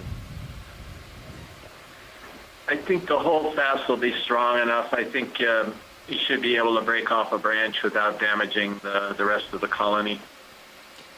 So co-pilot Chris Kelly said that this holdfast should be pretty strong and it should be pretty breakable. Okay.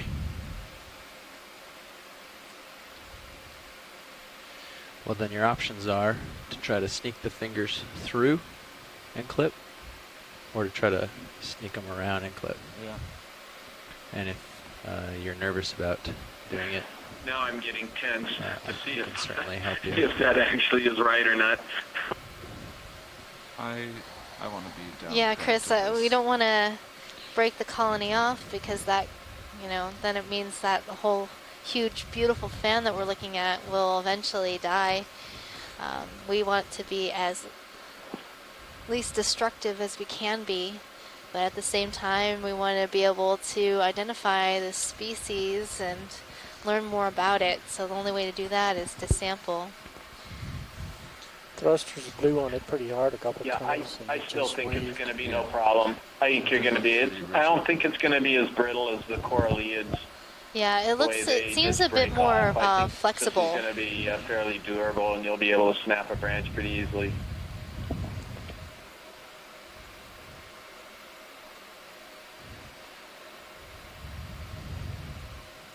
All right.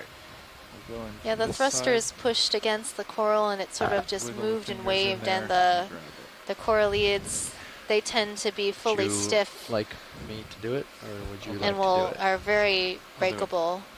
There was one time I was Okay. watching some video and a fish got a little bit freaked out by the lights of the submarine. I'm pretty steady, so I'm going to start And getting this was at a HQ2 lined submarine up for dive you. with the Pisces subs that are located in Hawaii.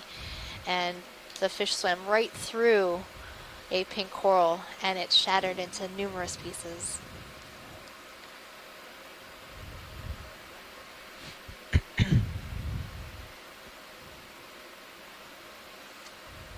Should we reach over and joy lock him? Yes.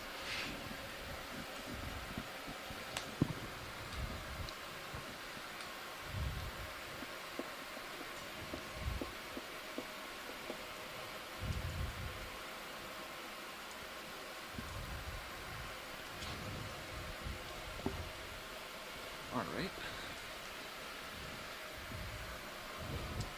right. No. And we will be needing to take off after you do the grab Yes, to I stow it, I agree. think. Well, actually, you know what? If we take the rock box, starboard rock box, and bring it in, I bet it will open. So you might be able to do it in place. But you're all spun up. Well, either way. We're probably going to go port side.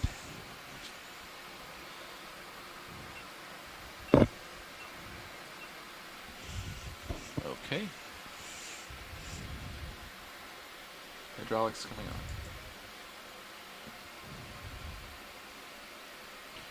So I would start with just wrist up. Keep your elbow down for now and just see where height So you're for the at. shore side, we're going See to how close you are. remain a little quiet here to let the pilots concentrate on what they're doing. And you may want to switch between video feeds, just get different views of the action here, the sampling action. Force is at 4.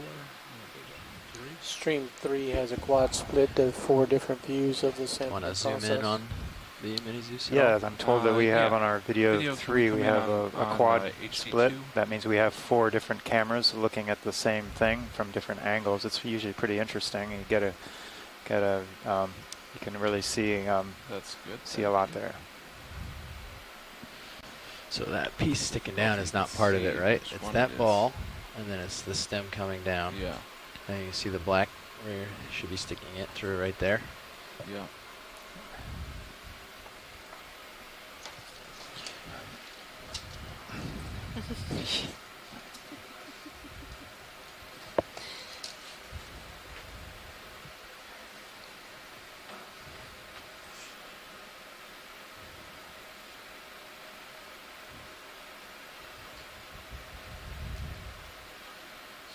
about there. Right? Yeah, you probably want to be a little narrower with your jaws. Yes. I'd say that's a good height. Oh, You have to go up a little. Your finger's going to go under the stem there. There you go. Oh, now it's a lot easier now to that they've see. retracted. Actually, I'm going to come back about a Good, little it's bit. not brittle at all. Notice the polyps closed up. Yeah, that actually makes this easier. If I go down one, that's too much. That's that entire branch. You so don't I want gotta the go whole, right above that. just split. above that thicker piece. Yep. Not much easier to see now.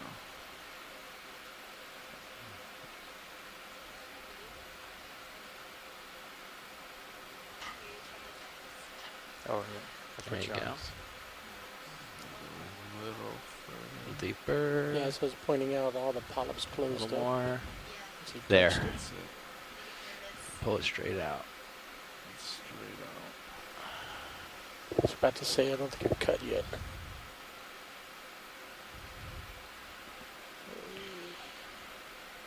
Well, that was a risk. Yeah. Okay, can we come out on the mini Zeus? Starboard wing. I'll bring it inboard a little for you. Get it out of the way. Not too fast, because I don't want to knock your perch.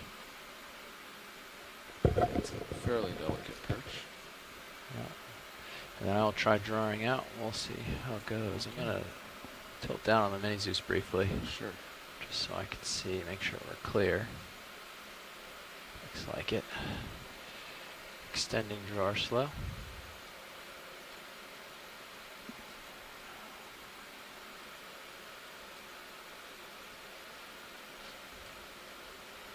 Thanks, video. Looks like you got plenty of room there. I think that'll work.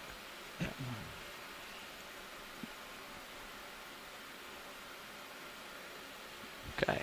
Okay, I'm gonna You head want to go over. port side? Yeah, I think so. Okay. Keep it here so you can get past the coral. Sure. Swing by without bunking it. Actually, I'll go above. There you go. Well clear now. I'll get down to the port box for you. There you are.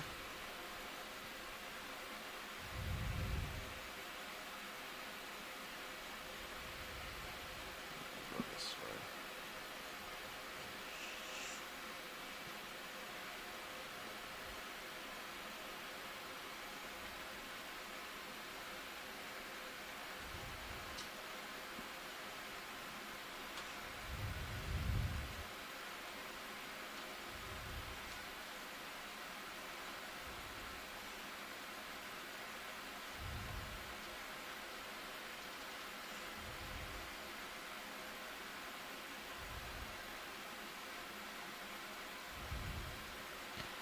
Now, Watchley, do you want any of that branch that fell down since it's already loose? Yeah. Right. Yeah. Go ahead and. Yeah. collect that, Okay. please. All right, we could try to pick some of that up as well. I'm Yeah. gonna close the drawer when you're clear. Drawer in. I realized am my thing clear. wasn't on. Retract.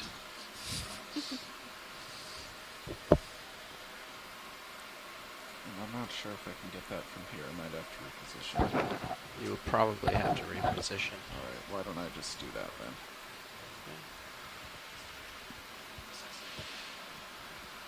Yeah, I can't reach that low. It's right at your skid. You might be able to reach it, right? That's the impression I get from this view. But not next to the arm, right? Yeah, If it were port side. you could reach it, I think, right All right, there. I'll try. How's our reservoir looking? Good, okay. See some discoloring in the water. I'll tilt down with the pan and tilt here for you. Sure. Oh, I mean the Zeus. Yeah, the main.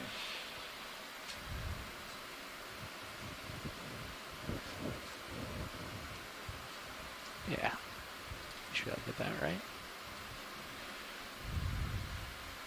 That way.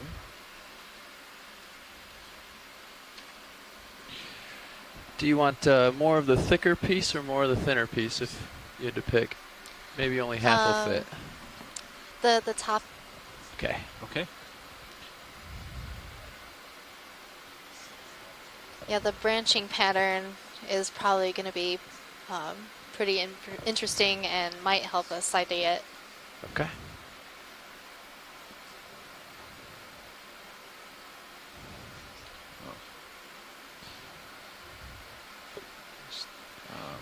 I would just try to carefully grab that lower piece there.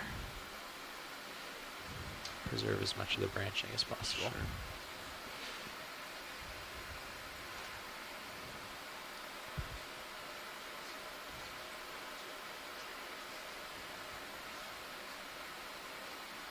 Like that much is all. Yeah, there you go. Can't put a small enough amount of force on it. What grip force are you at? I'll go down to 1. I'm at 3, but I was trying to feather it.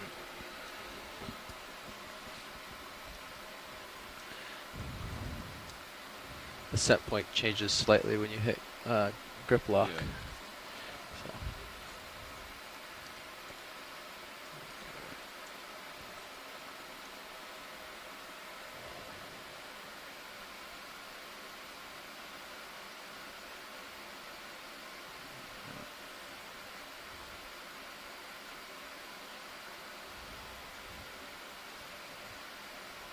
Nice. There you go. That's all you need. You got it hooked. Oh.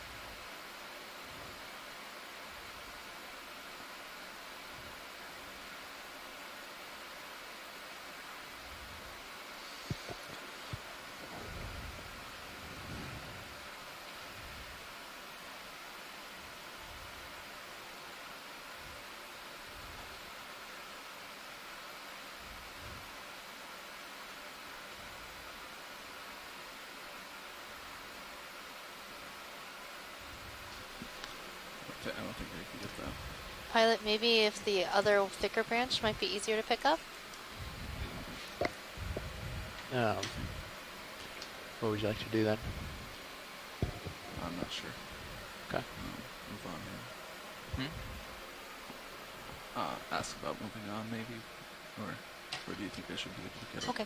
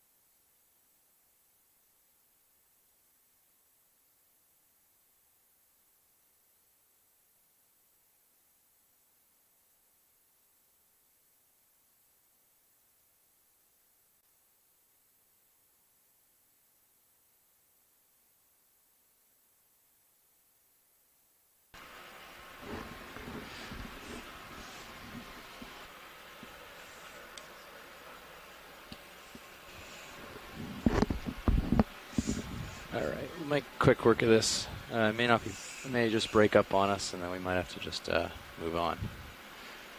But certainly give it a try here.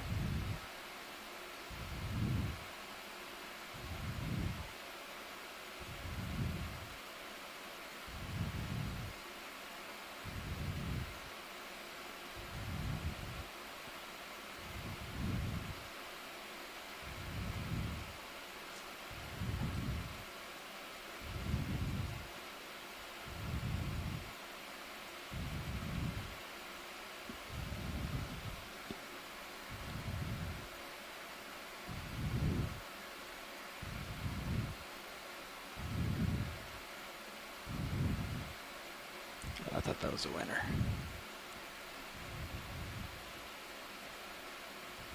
Sorry about that.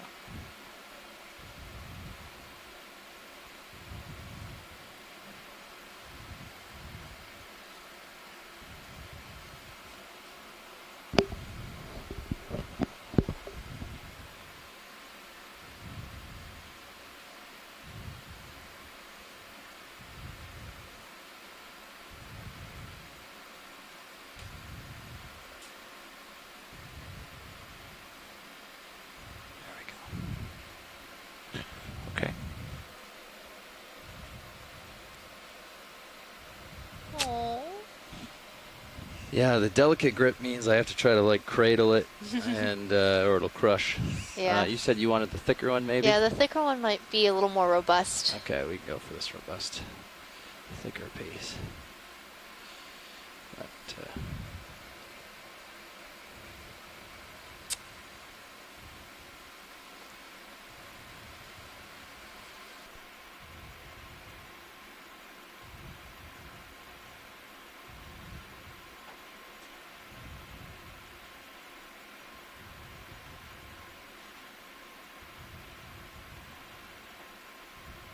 get a little bit more of a grab on that one. I have port box ready for you Copy. whenever you want it. Do you want this in the same box as the other sample? Okay.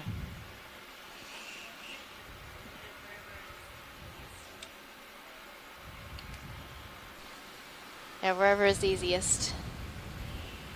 Okay. Ready for me to open? Yep. Coming out slow.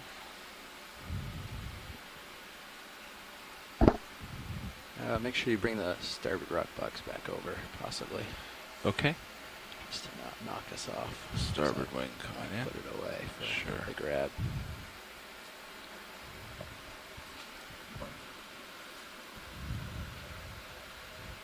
Opening box. And I'm going to follow you with the mini Zeus. Thank you, sir.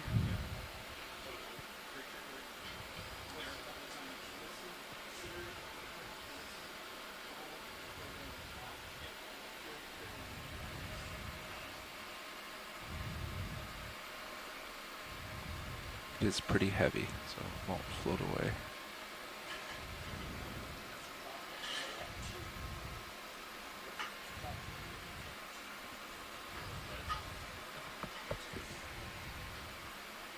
So I might shove it in this direction.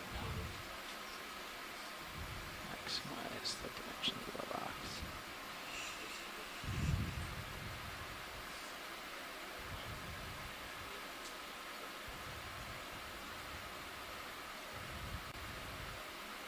I think I have another inch I could come out if that would help. Don't think it would.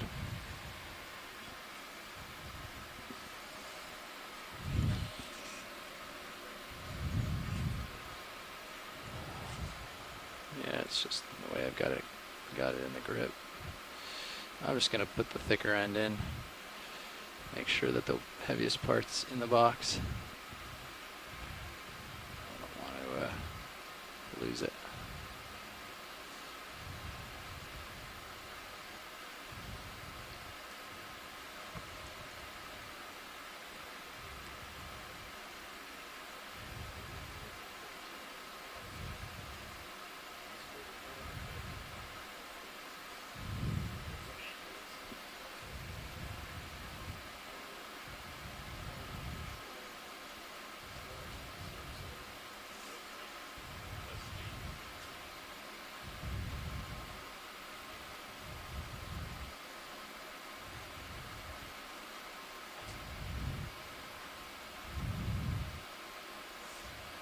Muscle it without breaking it.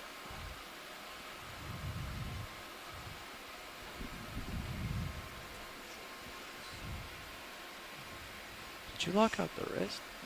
No. There it goes. It wouldn't turn for me at first. It might have been at the max. I was twisting both ways trying to get it. I think it was like at the max and beyond or something. Yeah. There it goes. Oh, that's good. I like to call that good in the box, move on Oh, here. the problem is when I close it, it's going to push to the other side. But, Yeah, but we can do it. we'll see what happens. All right, want me to close? Yep. Coming in.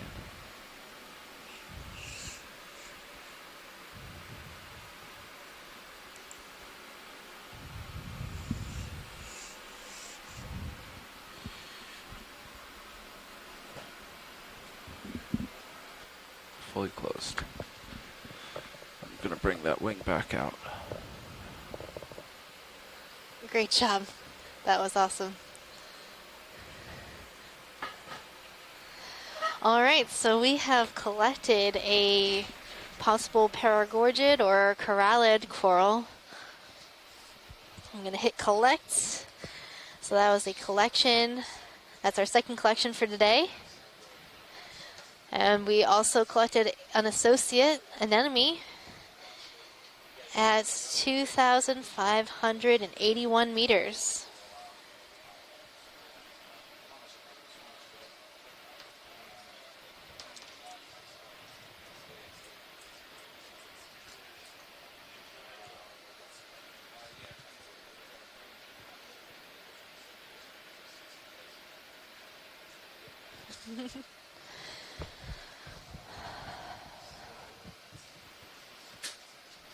So that was very exciting. That was a little bit of a challenging sampling, but now we'll be on our way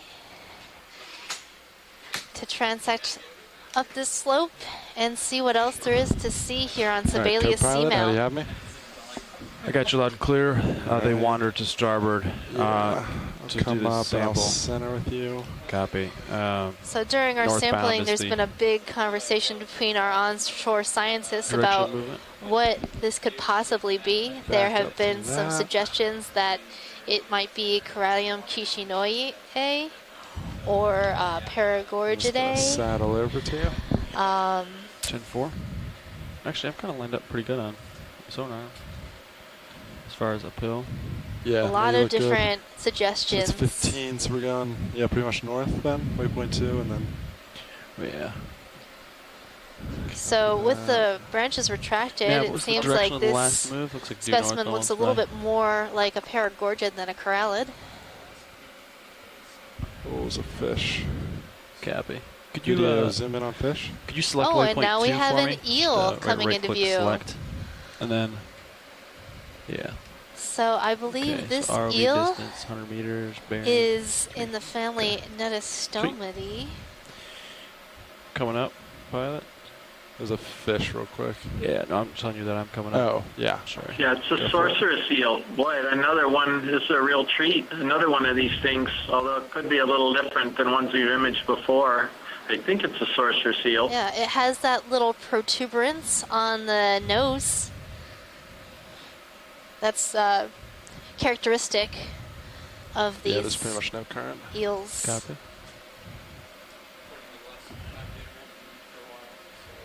Yeah, copy that. So it might Yeah, be I'll push out right after this Venefica. eel. It's getting close.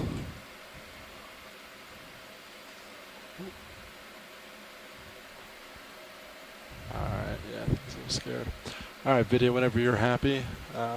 It's a beautiful, beautiful go eel. wide unless there's anything else you want from it. So Chris, why are they called sorceress seals? Oh dear, I was afraid you'd ask that. Bruce isn't on the line comes here, from ground. but I think possibly he wrote up a story that's either a background piece or a mission log from 2015, the Okay, Leg lined up 2 due north. dives, which kind of explains the origin of the name. So I'm going to go ahead and see if I can find that again because I sort of forget right now. Okay, Like 15 that'd be awesome. looks to be uphill for me. Oh, we're seeing a sponge, Okay. Chris. Waypoint 2 is One of your 3, Bolosomini. 5. So Copy. this will We'll try to change. stay northish. Yep. And for that eel, in my Hey, guy, pretty I fun. have two possible Bring down your hydraulics. identifications. Oh yeah, go for it. Venefica tentaculata and Venefica parviceps. I think this one looks more like, Video zoom real quick, see right Nedosoma in the water column. parviceps. So Venefica is the one that has the tubercle on the nose. Yes. And Nedosoma does not appear to have a tubercle, so I think we're going to go with Venefica. Yeah, sorry, Now but we're that's zooming in about on a little crustacean floating here in the water as column. good as I can get with Looks them. like it might be an Very isopod. small. Isopods are like the pill bugs you might find in your garden, Yeah, let but 'em this go. one is Oh, he's specialized floating for off. swimming around in the deep sea. Watch it. We saw a lot of these yesterday. Any interest? I think we're good on this particular sponge, Copy. unless Chris Kelly has anything to say about it.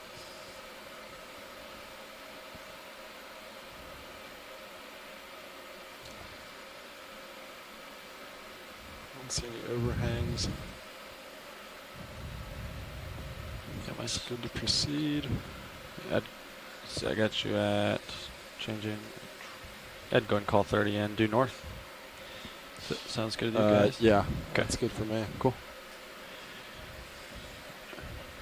Yep. Sounds great. Sounds good now. Kind of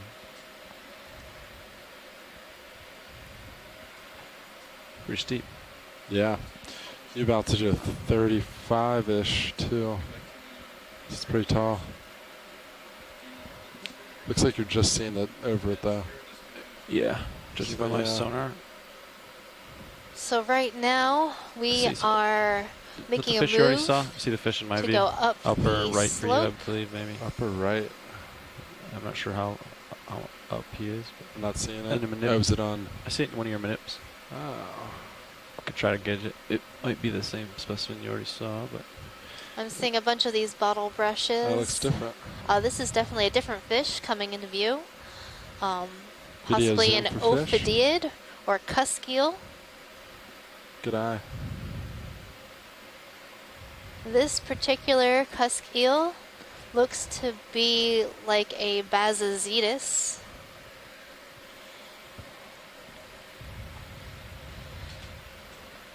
They have a little bit more rounder head It's not really gonna look at me though. and the smaller eye. So if he will cooperate for us, we'll be able to see his yeah. face. Spin starboard. See if there's a small eye on the head. Oh, he's just turning away with you. Yeah. He doesn't want to face you.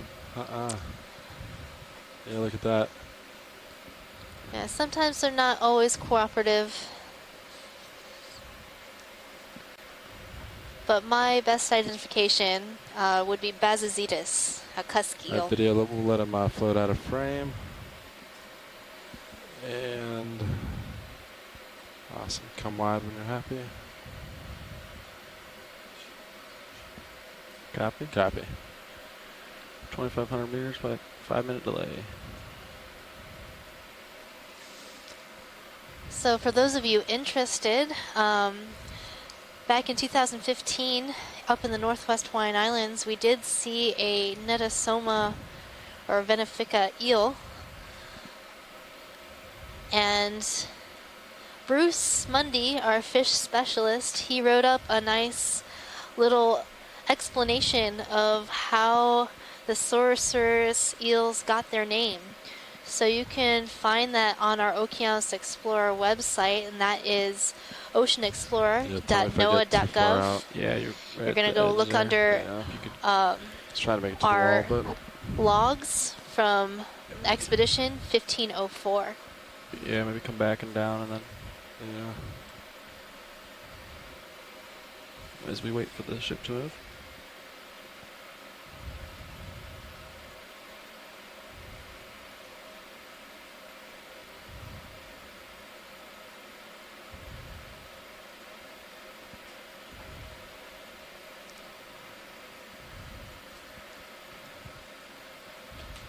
Yeah, So, right at the if edge. some of you are wondering, the name Sure. Venefica comes from the Roman sorceress or witch who used potions and poisons.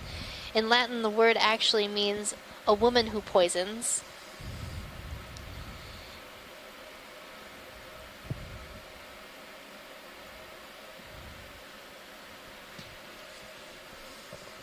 Science, what's the name of that? A woman who poisons? The Venefica eel that we just Benefic saw. eel. Thank you. I've not heard that before. Yeah, it's a first.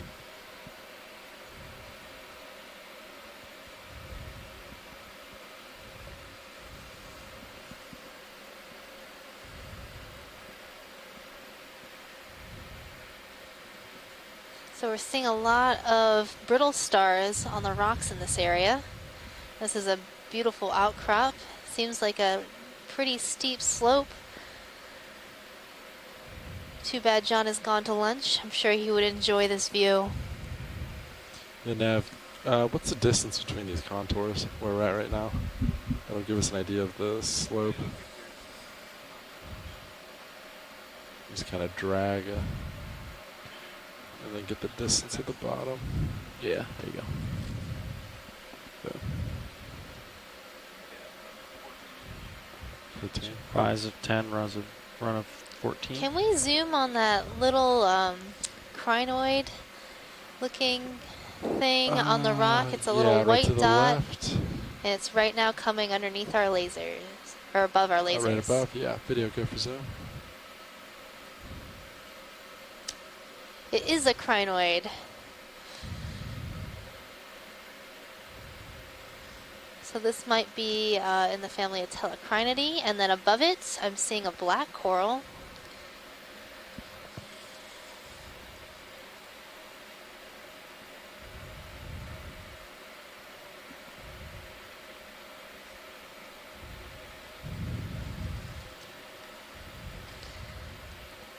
Alright, video go up to black coral.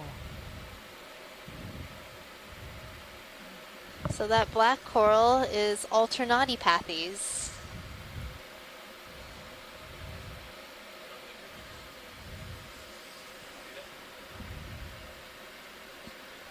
Copy that. Thank you, Nav.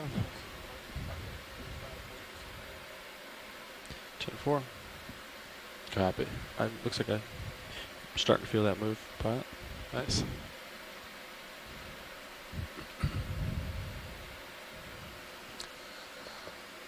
Alright, video All right, if you're we're happy. good for science. Get some leash shortly. We can move on.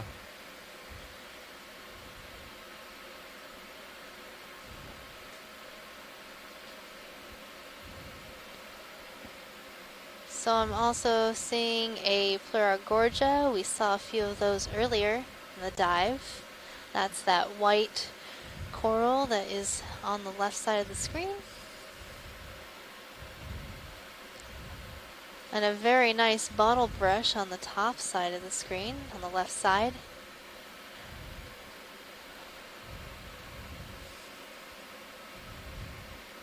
Some might jump.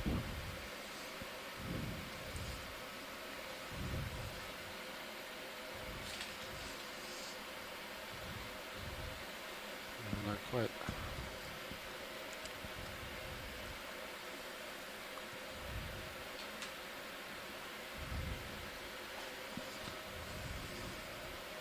Looks like there's something right there. Oh, let's see. Oh, so there's some more corals over here, right on this little outcrop.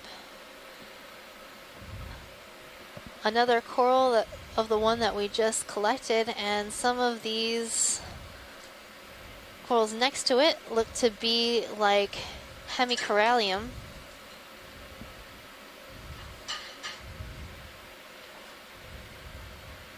There's a short Chrysogorgia coral, kind of looks like Chrysogorgia stellata at the bottom of the screen. On the right side, there's a sponge.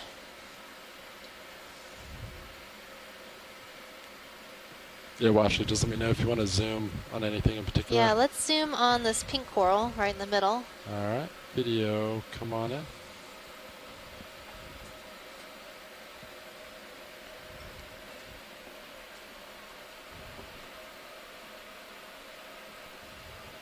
So in comparison to the coral we just collected, this coral has thinner, more delicate branches, but the branching pattern looks somewhat similar. You see how, just like in the other coral, that the branches are very evenly spaced. And this is a pink coral, the family Corallidae, Hemicorallium. And I think this coral has some associates with it, some crinoids, a couple of the branches. I think that was lower down on the colony. Lower down. Looks like there's more space Yeah, it does look like there's more space. to flow between them here. Now you can really see the difference between the one that we collected, which we think is a paragorgid, versus this one, which is a corallid. And on the other side, we see that there's a crinoid on the coral. I'd also like to take a look at that little sort of poof ball Chrysler that was a couple of rocks down from this. Couple rocks down. Video, come on. Hoofball. Yeah, there's a big associate on the top of that one. Yes, down to the right bottom corner of the screen. Right there? Yep. All right, video, come on in.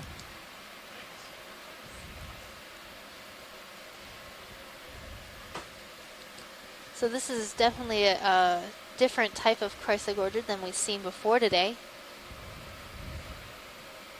Chris, do you think that this is Chrysler stellata? Maybe less? Copilot, how are you doing? Good. I'm just coming up, moving towards the rock. Copy. You got a little bit of time. Copy that. I do see some additional colonies up here. Yeah, copy. So. Yeah, let me know if you want me to pull up at all. 10-4. So this colony also has Yeah, an right. associate, but it is Couple very minutes, well fine. hidden. 2 minutes, then you come up. Copy. So pilot, I think it would be great to explore this area a little bit before moving on. All right, video, come wide. I see more from the serious view. I see more subjects up top. Is there anything right here you'd like to look at before we go forward? I can just kind of pan over, let you show you what we have. So the rest of these all look like the same coral, except for the one that we collected, which appears to be one at the bottom of the screen. Looks very similar to the one that we collected earlier. Copy, so no interest in anything on screen? A lot of big colonies on this rock. This must be a good place to live. So this is good for, hopefully we'll see more dense communities as we go up. There's something red on the top of this coral. Video, come on in. Is that what you're looking for? Oh, it is an ophiuroid, or a brittle star. I thought it might be a squat lobster. So a lot of these corals have associate organisms with them.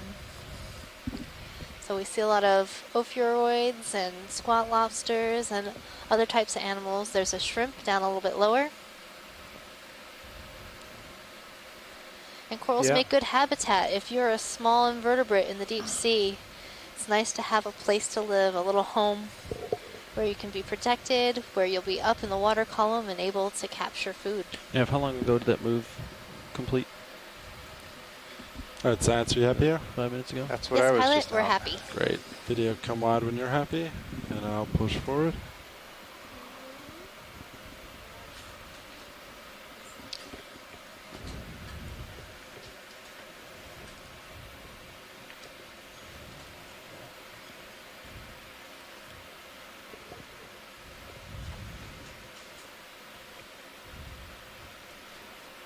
All right, we're moving on up the slope, and I just got back from collecting some food myself, and Megan's off to do that as well. So I see we're climbing a pretty impressive wall of looks like volcanic rock material, all intact, really massive flow. The lowers are stowed, And the uppers this provides are deployed. Copy. pretty stable substrate or place to hold on to and live for a long time for these corals, as opposed to the talus or scree slopes with all the broken Large rock colonies. that gets tumbled down upon and can move Pretty down bare, slope too. itself. Yeah, a few colonies, but the few that are there are big, sizable.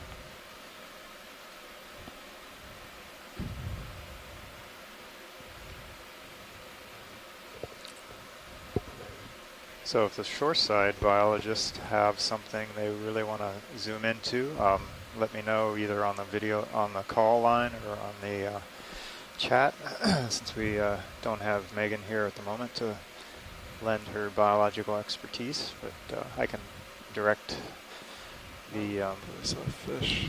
ROV team It's a and negative the on videographers fish. to zoom in on anything we need.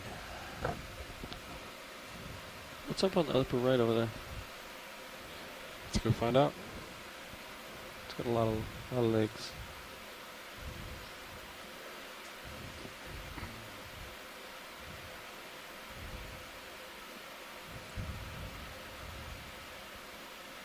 Video, go for zoom.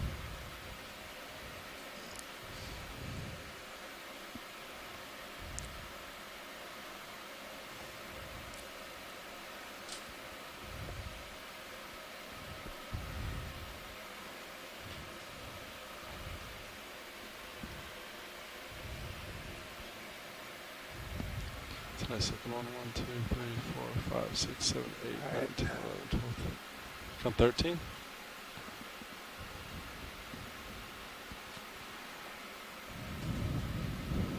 Arms. One looks a little newer than the others. Oh yeah. It's pretty neat. Yeah, it's a nice, the center disc is pretty big compared to most.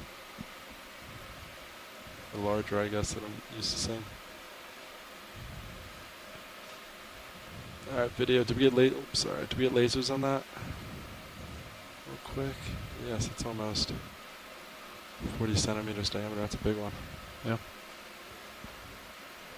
Alright, do you want to kill lasers and we'll get a beauty shot real quick? Absolutely.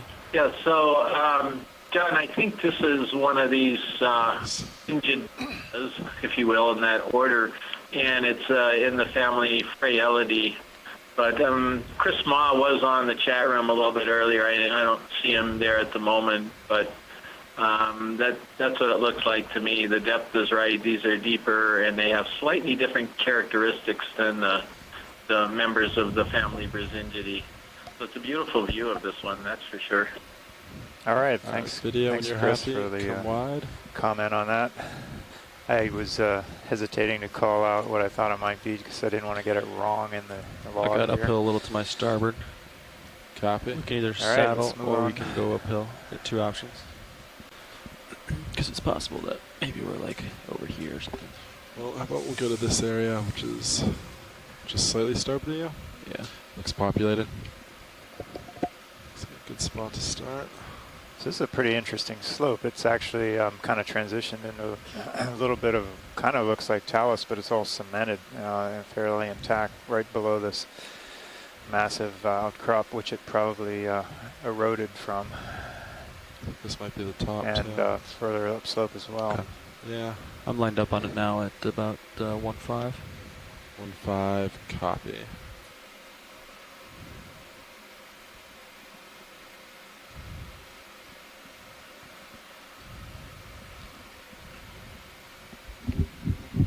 Look at there. Go ahead, Nav. There's not much. I'm not feeling too much. Yeah. Pretty still. Very insignificant at the moment. I don't know if there was any earlier or not.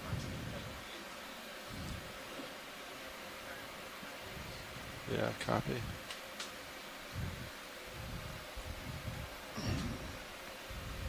I say we're ready for another move, though. Yeah. Right? At the 30 meters, 1.5, 0.15. 0.15, 30 meters. Sounds great. And you can latch XRV nav. Yeah, talk to XRV. Yeah, there you go.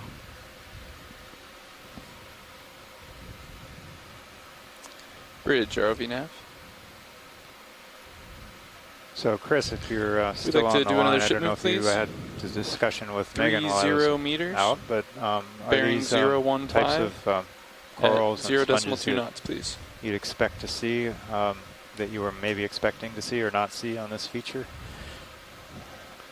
Affirmative. Yeah, sorry, John. Sarah Copy, Bingo thank is here with me in the ECC2, and we were doing a little bit of side GIS work here, so I got a little distracted during this discussion. But we're below 2,500 meters, and I wasn't sure whether we would see some nice corals or not down here, so I'm really happy to see these hemicorallium come up. So these pink ones, I'm pretty sure, are all hemicorallium. And that's really nice. You've got some big old fans, and maybe you're going to get into the denser You just had an community open a little mic. Just wanted further to up. make sure you knew. But yeah, Thank you. Again, we're right on that boundary depth of where these things we've seen before, and where they tend to peter out, and where we don't see them anymore. So we now know that hemicorallium definitely can get between 2,500 and 2,600 meters, I think, the way to sort of couch this. So it's great to see them. Yeah, well, I don't think we've seen too many sponges yet. Is that your take on it as well?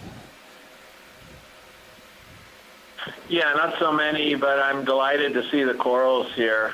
Yeah, I would figure if this is if this habitat is suitable for corals, it should be suitable for sponges. You did see one in that first boulder that had the corallium on it, or coralliids on it. You saw one that was kind of tucked down in a little gap there, and I think that's in the family Eurydidae. It was a hard glass sponge, a leafy one. And then we saw that stalk one, but I think those are really the only two that we've seen today, if I'm not mistaken. Yeah, I don't remember seeing any. I think I saw some dead stalks earlier, but I know yesterday we didn't see too many sponges at the beginning of the dive, and then it was just kind of crazy with sponges as we got to the top, toward the top, and at the summit of that cone yesterday. Copy, we'll let it float out of frame. Tether's right below me, kind of. Yeah, I've got to go back and look at the pictures, definitely. So, figures, one that I couldn't participate in, you'd see a whole bunch of them. But I wouldn't give up. Oh, there's a fish, by the way, upper left corner. This is a new one that we haven't seen so far today, if we could get a zoom on it. Okay. I'll go for zoom. Oh, zooming on the fish. This one's looking at us. Great. Or perhaps we have seen a member of this group. So, yeah, gotta get lasers giving on. us a good Turn stare down. lasers off. Yeah, I'll turn it back on if you yeah, on it, okay. So my guess is Comes that it's going to be a horizontal, Basozetus, and I think you did see one earlier that I don't think turned its head around, but that would be my first guess. Yeah, he looks a little upset. Oh, there it is. I have our lasers now, so we can get a quick measurement. Oh. Nope, never mind. It's a good effort. But he's gone.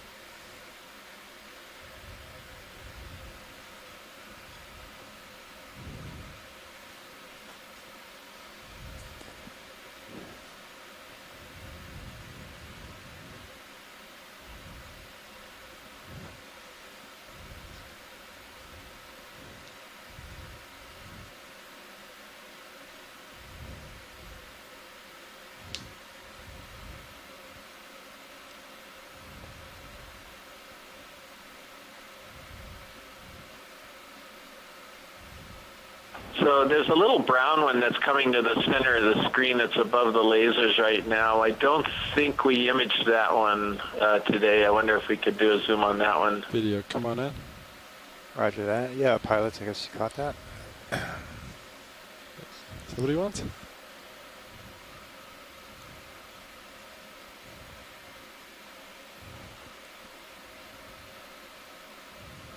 Yeah, I think we saw something like that yesterday, if I'm not mistaken.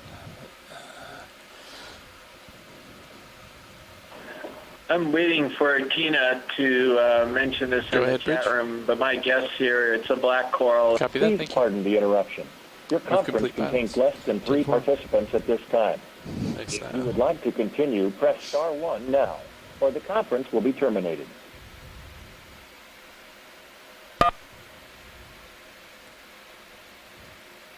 Yeah, I was actually thinking black coral from the ID yesterday. Hey, anyway. Yeah. Is that all we need for an ID, Watchshade? Let me check. Chris, do we need any more zooms on this? We our chat line kind of dropped. I mean, our video conference line dropped momentarily. Do you need any close-ups on this? Yeah, no, we're good on this. I think it's a black coral and the genus Stauropathes, but that's what Tina also thinks, that even though we're not seeing one of the main characteristics of that group, which is sort of side branching from, or additional branching from those side branches. Right, pilot. But the coloration and everything else of it suggests a young Stauropathes maybe. So anyway, definitely black coral. Okay, yeah, Video zoom in. I think that ID was made yesterday on one. I remember that. Something very similar. Paul, Oh, what do we have here?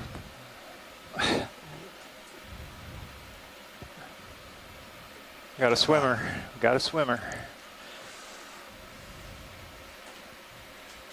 That's pretty crazy. kind of mesmerizing how it does that. Yeah, You know, like a hummingbird. like a metronome or something. Flying worm, swimming worm.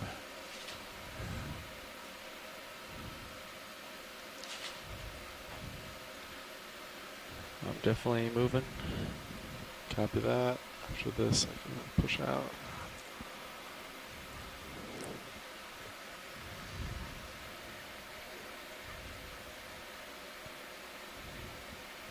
Alright, video, we'll let him swim out of frame. I think that's pretty good. And go ahead and come wide. Let's go on up.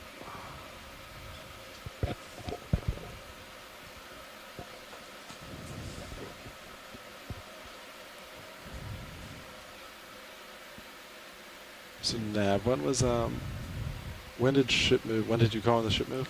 Ship move was called in at 22:07, 8 minutes ago. Oh, 8 minutes. Great. All right, so maybe like 2 minutes. Should be about settled. We can get another one in. 10-4.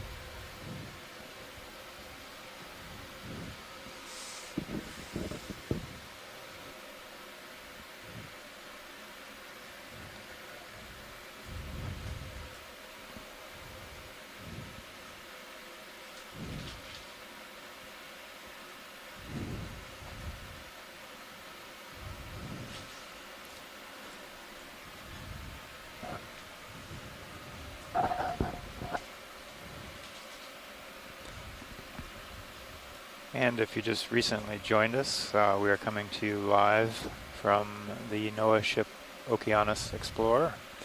And we are in the Musicians Seamounts, several hundred miles northwest of Oahu in the main Hawaiian Islands. We just saw. Basically the middle part of the Pacific, which encompasses a very large and wide-ranging circle. We presently have the Deep Discoverer 2 and the Sirius robotic vehicles down on the seafloor, bringing you these images at approximately 2,500 meters. So we're down well over 1.5 miles on the seafloor on the Seamount, Sibelius Seamount. These seamounts have been mapped previously back in the 50s, 60s, early 70s maybe, to some lower resolution level. And there had been some dredging of rocks back in the early 1990s and before, and dating had occurred on these rocks. But really there's been no exploration of this type with deep sea cameras, vehicles, submersibles of any kind to our knowledge. So this is really the first time you're seeing these images, seeing the seafloor. The first time anybody's seen these seamounts.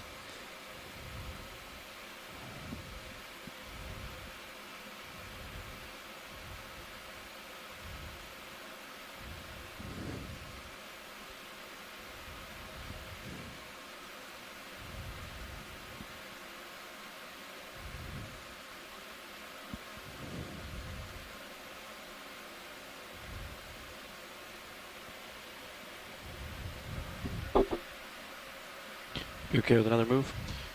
Yeah, I think we can go. 015 looks good. Same move as last time? Yeah. Copy that. Bridge, ROV nav. This looks like a big black coral here. I'm not sure we've seen this one before. If we can get a chance to zoom in on it. Yes, we'd like another ship move, please. Zoom on this, please. 30 meters, bearing 015 at 0.2 knots, please. Alright, video. Get to this side of it and go for zoom. Correct. Thank you, Rich. Thank you. Ship move underway, pilots. 10-4. Thanks, Nav. Okay, so this looks to me like it's black coral in the genus Pathopathes, although it had a little bit of a side branching there, which is pretty curious. It didn't strike me as being a Stauropathes, and usually those side branches are characteristic of Stauropathes, but I don't know. Again, we're going to wait for Tina Molodtsova. She's a real expert on this group of Cnidarians, the black corals, which are hexacorals, and Tina's from the Shirshov Institute in Moscow. So she's participating on chat right now. Landing. Yeah, I see her. See what she has to say. I see her still active there. It's quite early, middle of the night, early morning for her, so thanks for her sticking with us.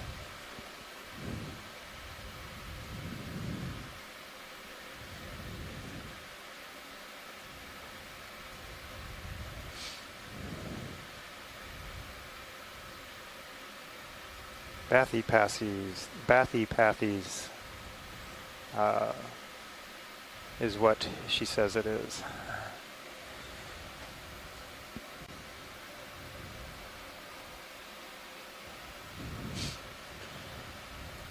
All right, pilot, I think we can move on. Great. Video, if you want to come out, we can get a size real quick, get lasers on it. Get a beauty shot real quick. That's lasers, get at the base. Alright. I'm gonna kill lasers real quick, co-pilot. Lasers off. Alright, video. And let me know when you're good for specimen view. So for the viewers out there that come wide then. The program that we're working on here is called the Capstone Program. It's basically to look at the deeper parts of these marine protected areas, these marine national monuments of the U.S. and some others, and also the parts that are a little bit outside, like we're in now in the high seas. And the idea is to address the monument, the needs, the science and technology needs. These monuments are very large. In some cases, they're 200 nautical mile radius, so it could be a 400 diameter circle. How many samples we got? Shape of that width so far? That covers a lot. We just of have two, one bio, one geo. Ocean and a lot of seafloor, and most of that is in the deep sea, I don't see it deeper than 1,000 meters. Yeah, geo's port forward. We've been doing dives down to nearly 5,000 meters. Thanks. So a lot of these areas have never been explored before, so nobody knows really what's in them, what's there to protect, and how to do that. Discoloration. So that's Can you get a quick the zoom on focus of this program, and this is the last cruise of the 3-year program in the Pacific. Next year they'll be moving to the Gulf of Mexico and the Atlantic, and continuing on there. Well, actually, any idea what the discoloration's from?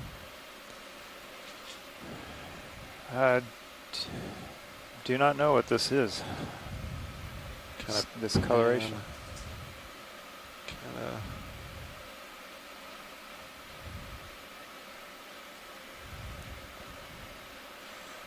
of. It looks. I just noticed it in a couple spots. Yeah. That I didn't notice previously, so just curious. Looks like somewhat like altered sedimented material, or maybe it's some kind of biological stuff. I don't know. All right, video, come on.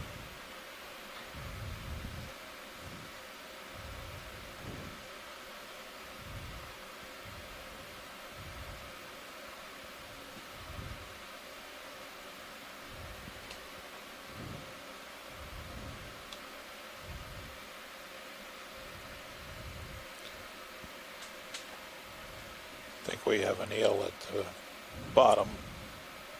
Eel. Is it on screen? Not now, but it should be coming in. It's very small. Very small. No, we're past it. Past it. All right, copy. If you see it again, let me know. Roger.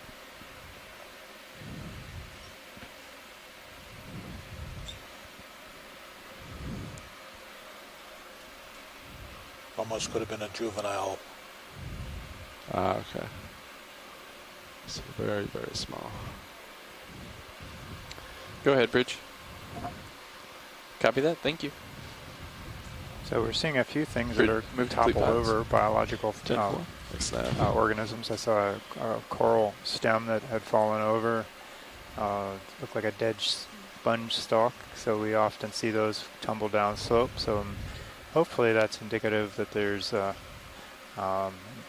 sponges up high, like we found yesterday. We found stalks down below that had tumbled down the slope. Emergency personnel?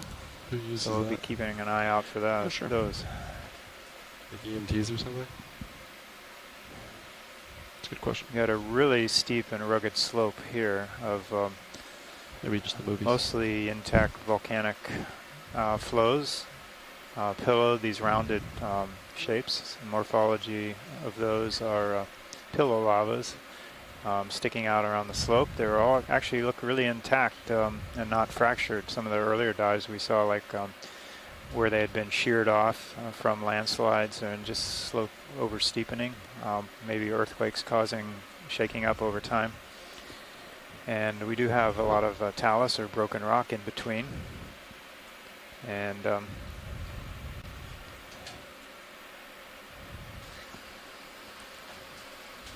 Can we take a look at that sponge at the bottom of the screen? Is it to left? It was right in the middle of the bottom, but we panned up. Stand by one. I'll go back down and back up. So we have Megan back from Filter It's Feed. right down below the lasers. Copy that. Video, come on in. All right, Megan, did you employ a good feeding strategy in the galley? I did. I acquired myself a Italian panini, and then I foraged around and found some tomatoes and onions, some mustard. It was delicious. You didn't just open your arms up and wait for something to land in your mouth, huh? I did not. I didn't think that would be a good strategy in the galley. Probably would have gotten a lot of looks. Not with all those other predators in there eating. Yep. They definitely would have stolen the last panini. So this looks. I think this last sponge is Cimarella. I was just about to say that. Mistaken, it's got. Well, then go for it. Yeah. Oh no, you by all means. I'm gonna say I think it's Cimarella too, Chris. Can you tell us a little more about the attachment of Cimarella? I know that's one of those characters that we're looking for. Right, so when we say Cimarella, we're actually referring to a genus in the family Pheronematidae. So this is a glass sponge. It has siliceous microscopic parts called spicules. And this is in a group of glass sponges that attaches to the substrate with these modified spicules that are very fibrous, and that's what you're seeing right down there. And one of the characteristics of the family that Cimarella is in, and that family is Pheronematidae, is that it's got this very fibrous attachment. Cimarella is kind of a strange one. A lot of them we see in sediment because that particular genus uses that very fibrous attachment point to anchor itself in sediment, but it seems like some members of the genus have also been able to attach to rocks in the same manner. Kind of they're grappling the rocks, and it provides a very durable attachment. Other aspects of this is you can't really see it from here, but it has two sort of concave surfaces that are facing to the left right now, and it's hard to see. But in this genus, it also has what's called a divided atrial surface, and that's what I think I'm seeing here as well. So I'm going to go ahead with that and just say it's Cimarella, a glass sponge, beautiful example of one, and leave it at that. Thanks, Chris. So the attachment, I know I've used the words basiphytus and lopophytus to describe the different attachment strategies for sponges. Is this a basiphytus? Yeah, no, this is a lophophytus. Lophophytus. So yeah, the lophophytus means that it's got these bare modified spicules called basalia that grapple the substrate, and that's what you're seeing right there.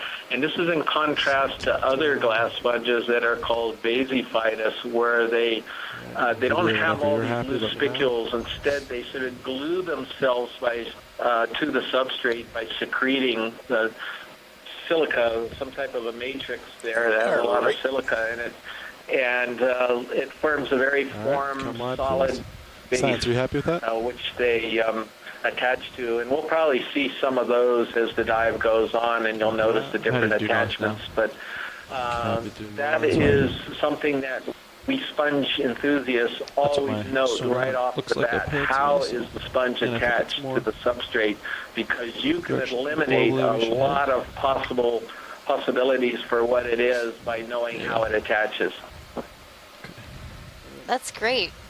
Can I call it the fuzzy-footed sponge? The fuzzy-footed sponge. I like that. No. No? Aw. I'll call it that to myself. Oh, we're seeing a really large Bathypathes off to the left, and some Chrysler corals, a very large pink coral. With a crab, I think, on top. Hemicorallium. I think he had a big crab on him. A large crab. I think so. Oh, no, maybe it looks something like a else. Crinoid. Yeah. Do you want a quick zoom to verify? Yeah, let's snap There's zoom. one. Yeah, there's a couple that have that. Snap zoom. Yes, it is a Crinoid. It's got a good spot. That is a good spot. Best of all possible spots. All right, come I on. think this might be a Thalassometra, Chris? Or Thalassometridae family. Nice rock, too. That's a good guess.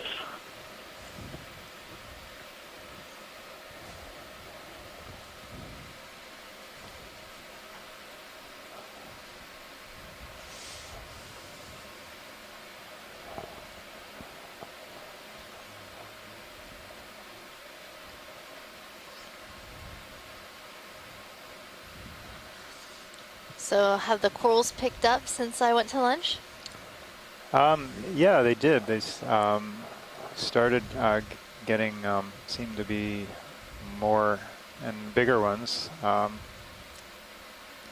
as we climbed this wall, it was pretty, a big massive wall of lava for the most part, with a lot of potential stable substrate, even though it's very steep.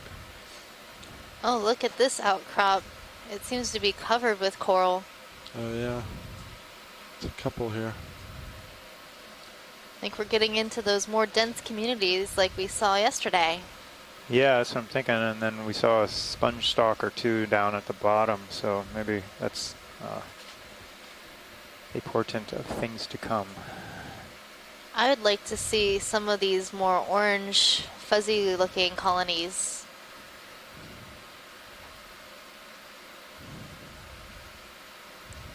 They're quite bushy. Yeah, coming just center. Yep. All right, video, come on in. Look like planar Chrysogorgids, huh? Is that what you're thinking? That's what I'm thinking. How convenient. It is So convenient. this then could be something like Chrysogorgia crises, which also can be multiplanar like that. I think I'm seeing sort of a planar structure, layers of planes in there. Is that what you think also, guys? Yeah, that's what I'm seeing. Sort of like a few planes, giving it more of a bushy look. And there seems to be maybe some reproductive structures. These little orange sort of blobs, or are they anemones? They look like anemones. These things here, these... yeah.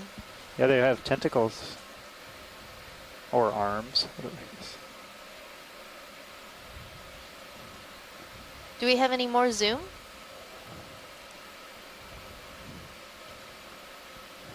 I'm trying to see, yeah, these look like anemones that are just all over this Chrysogorgid.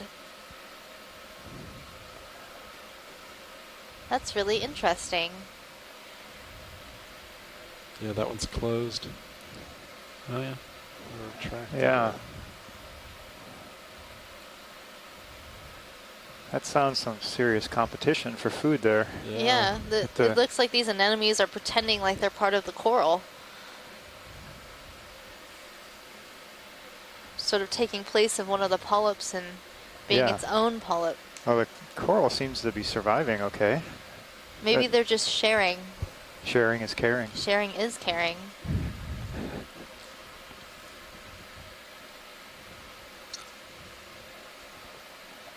Of course, the coral is doing all the work.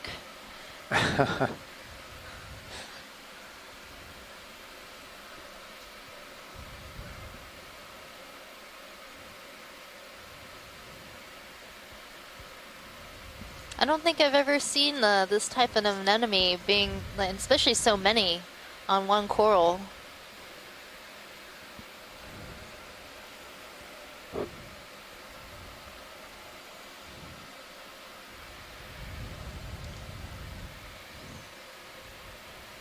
So would you say the anemone is being enabled?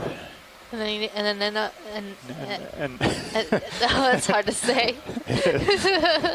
The anemone is being enabled. And then they enabled by the coral. They're enablers. That's right. Science, are you happy with this one? Yes, yeah. Thank you. Not a problem. Anything else on this particular outcrop you want to zoom on? You want me to kind of let's see. come out wide? Trying to see what else is around here. Could we see that pink that's just above it? Absolutely. It looks a little bit different than the other hemicorallium we zoomed in earlier. Come on in, video. Maybe the polyps are just closed? Oh yes, the polyps are closed. So that's sort of interesting for you folks at home. This is what it looks like when all the polyps are closed up. Now this is probably what you see on a dead one, right? When you bring it up. Well, you can still see the tissue, but when you bring it up, yes, it'll look like this. Yeah. To get to the skeleton, you need to slough that tissue off. And the tissue, the skeleton's going to be a very similar pink color in most cases. Thank you, pilot. All right, video, come wide when you're happy.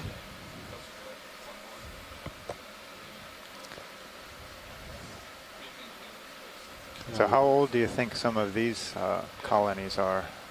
Well, for that corallin we just looked at, Oh, wow. There is just, that rock in the background is just covered in corals. Oh, and a Bolosema sponge. Yes, Bolosomini, Yeah, species 1. Old Yaller. That's what we're going to call it now, Chris. Old Yaller. At least I will. I don't think he'll let you get away with it. Probably not. Over the left side of this, but I'm not sure if I can see over the right side of it. Young Yeller, that's not a real old Yeller. A young Yeller? Young Yeller. Let me know if I pull you at all. Yeah, you're good. So this is what I was expecting on this dive. The same ring to it, does it? Not quite. Wow, this is impressive. This is what I would describe as a dense community right here. Just full of hemicorallium and Chrysler Gorja. So look at the nice contact between this big old boulder or outcrop and the talus below. There's nothing much on the unstable material down below, but this solid rock is filled with it. And a lot of these hemicorallium, I know you asked earlier how old they might be. They grow relatively slow, so an adult like this might be over 100 years old. Wow. Yeah. They all like this rock. Yeah. Seems to be treating them well. Current must flow around it. Some of these fans are quite large. So this can... 1, 2, 3, 4. Almost a meter across. Probably so. Could we zoom in on these sort of white lines along the rock? Yes. I'm wondering what those are. I wonder if they might be stoloniferans or some other type of organism.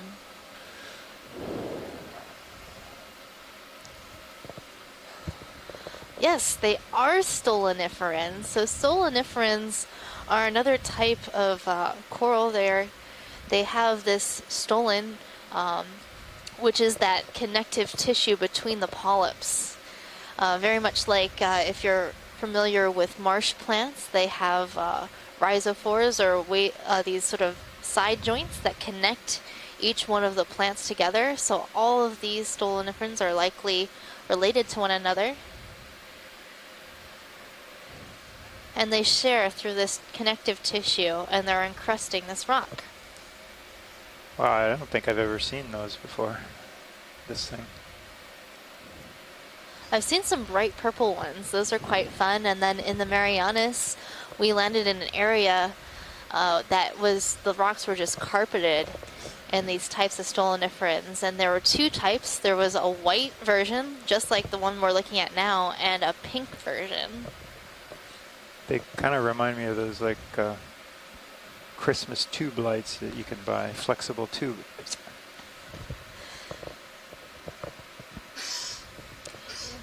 They do kind of look like Christmas lights, just sort of strung along this rock. And something like this is impossible to collect without destroying the specimen, just the way it's attached to the rock. And when you get into the lab, if you're able to collect a rock with something like this on it, the tissue is very fragile.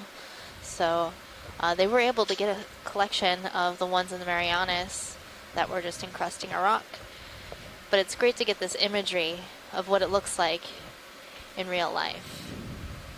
All right, do we have enough? Yes, thank you, pilot. I think let's check out what else is on this rock. Copy that. So I'm seeing some Gorja militaris, these very, very large hemicorallium just all over here. This looks like a pretty old community with all these large corals. Would you say it's a rock of ages? It's a rock of ages. Okay, I had to get that one in there for the Sunday. Yeah, it's almost a 20 centimeter base. Yep. I think we have a couple species of Chrysler Gorja just inhabiting this rock. Well, that looks like a dead sponge stalk in the background with ophroids.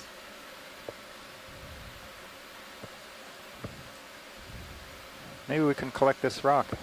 This rock? You think it'll fit in the ROV? I think the ROV could fit inside this rock. I think we'd have a hard time getting it on the ship. I think this rock is probably as big as the ship. Yeah, that might affect the ship's buoyancy. There's might a have to black leave it. coral in between these two hemicorallium. That we haven't seen that today yet. Copy that. Video, come on into black coral. Ooh, is this a blue? Saw something that looked like a blue coral off to the left. It could have been one of those Gorja. They tend to have that sort of blue sheen from the side. Oh, okay. Guess we'll get a look at it soon enough. That's how I can identify those ones from further away. They have like a very unique color to them. So this looks like maybe Trissopathes.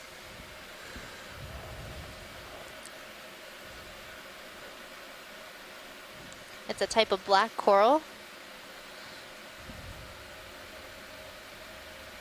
So black corals and pink corals are what we call precious coral. And they're precious because humans like them. We use them in creating jewelry. So if you're familiar with black coral jewelry or pink coral or red coral jewelry. Let's go 015. 015, 10 meters? Yeah. Copy that. Just a little guy. I think we're good for this coral. All right, video, come wide. Bridge ROV nav. Yeah, We'd so like this another one, ship this move, was please. the blue one. 10 meters. Yes, yes, that's bearing the one. To the left. 015. Yep. Copy And that. then there's another one of those At Anthomastus 0.2 that were knots. just all over our dive yesterday. They I'm were so just over Anthomastus. You're over them? video Oh, I think they're one. beautiful. Too many yesterday. Roger that. This one's a good one though. He's pretty sprightly. Yeah, this one has quite a number of polyps on it. Ship move underway. So what's this bluish looking one again? That's Gorja Yeah. militaris. Like, Oh, we saw that earlier, but I don't remember It's it a little being. bit different than No. what high I think next to all the reds, it really pops. I guess so. Like all those Wonder. pinks and reds. Wonder when uphill's gonna start looking west.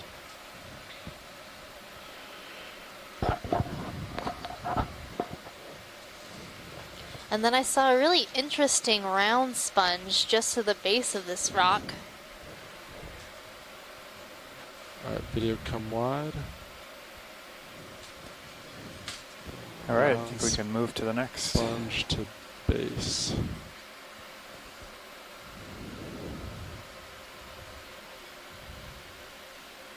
Oh yeah. Oh, there we go. There's this Caliphacus on a stalk.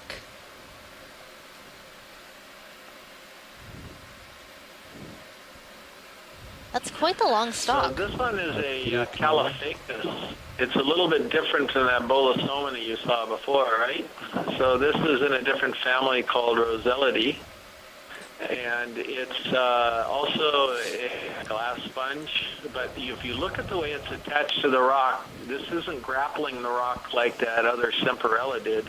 It's gluing itself to the rock with a base plate. And so those are your two different types of attachments that you typically see in glass sponges. So that's the basiphytus attachment, right? That's right, correct. And along this stalk, I'm seeing a bunch of hydrozoans. There's these small hydrozoans, and then there's a larger polyp. That's a tubularid. Go ahead, Bridge. Copy that, thank you. Bridge complete move complete pass. 10-4 staff.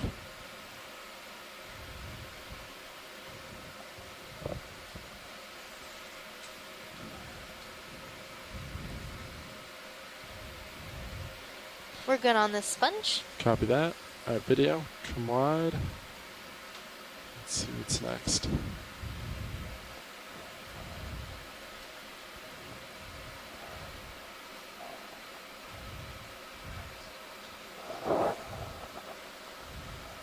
So I'm seeing another one of those Paragorgia, or the white colonies that we collected earlier. A number of different types of Chrysler. Can we zoom in on that sort of tall one with the bare base and the sort of poofy top side? So it's like poofier on the top and top of lasers. Center top. Yeah, it's above the lasers. Yeah, Truffula tree looking one. Yeah, coming to it. So this is another in the genus Gorja, Video, but come on it's in. different than the ones that we've been seeing before. Oh, there's a jelly here or something. Mm-hmm. Floating. Tino 4.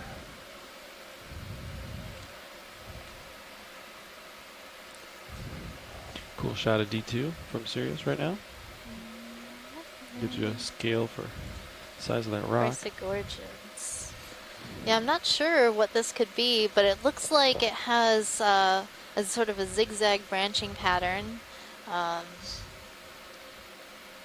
But it doesn't have whorls, so there's one branch per zag, or zig.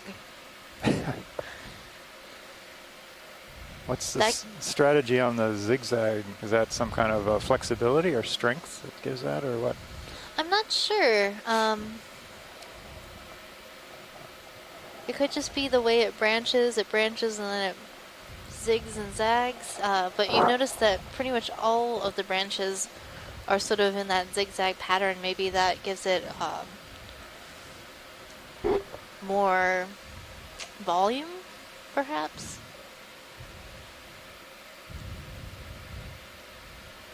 What else you got? Yeah. Thanks for that zoom. Copy that. Alright, video come wide. I'm gonna rotate my back to you a little more. Les Watling is saying it's a Chrysler mimicking an Iridogorgia, which is unusual. Hmm. Go to the top and see what's there.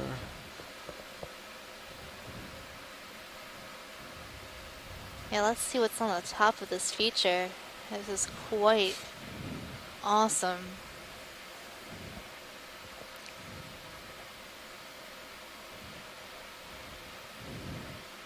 Yeah. It looks like this side of the rock is a little more bare than the other side. Wow. Yeah. I can look down it for you.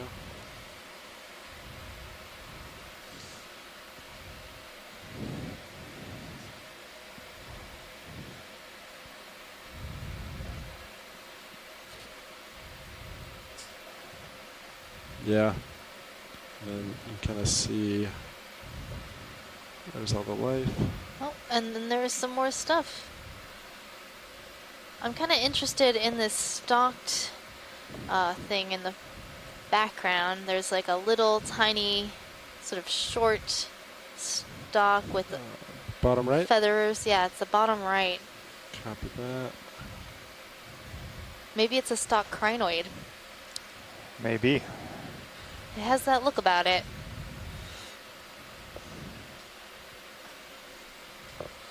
It's always so excited. I'm just like, let's wait and see what it is. Yeah, this side of the rock doesn't have. Yeah, not nearly as much. Alright, video, come on in.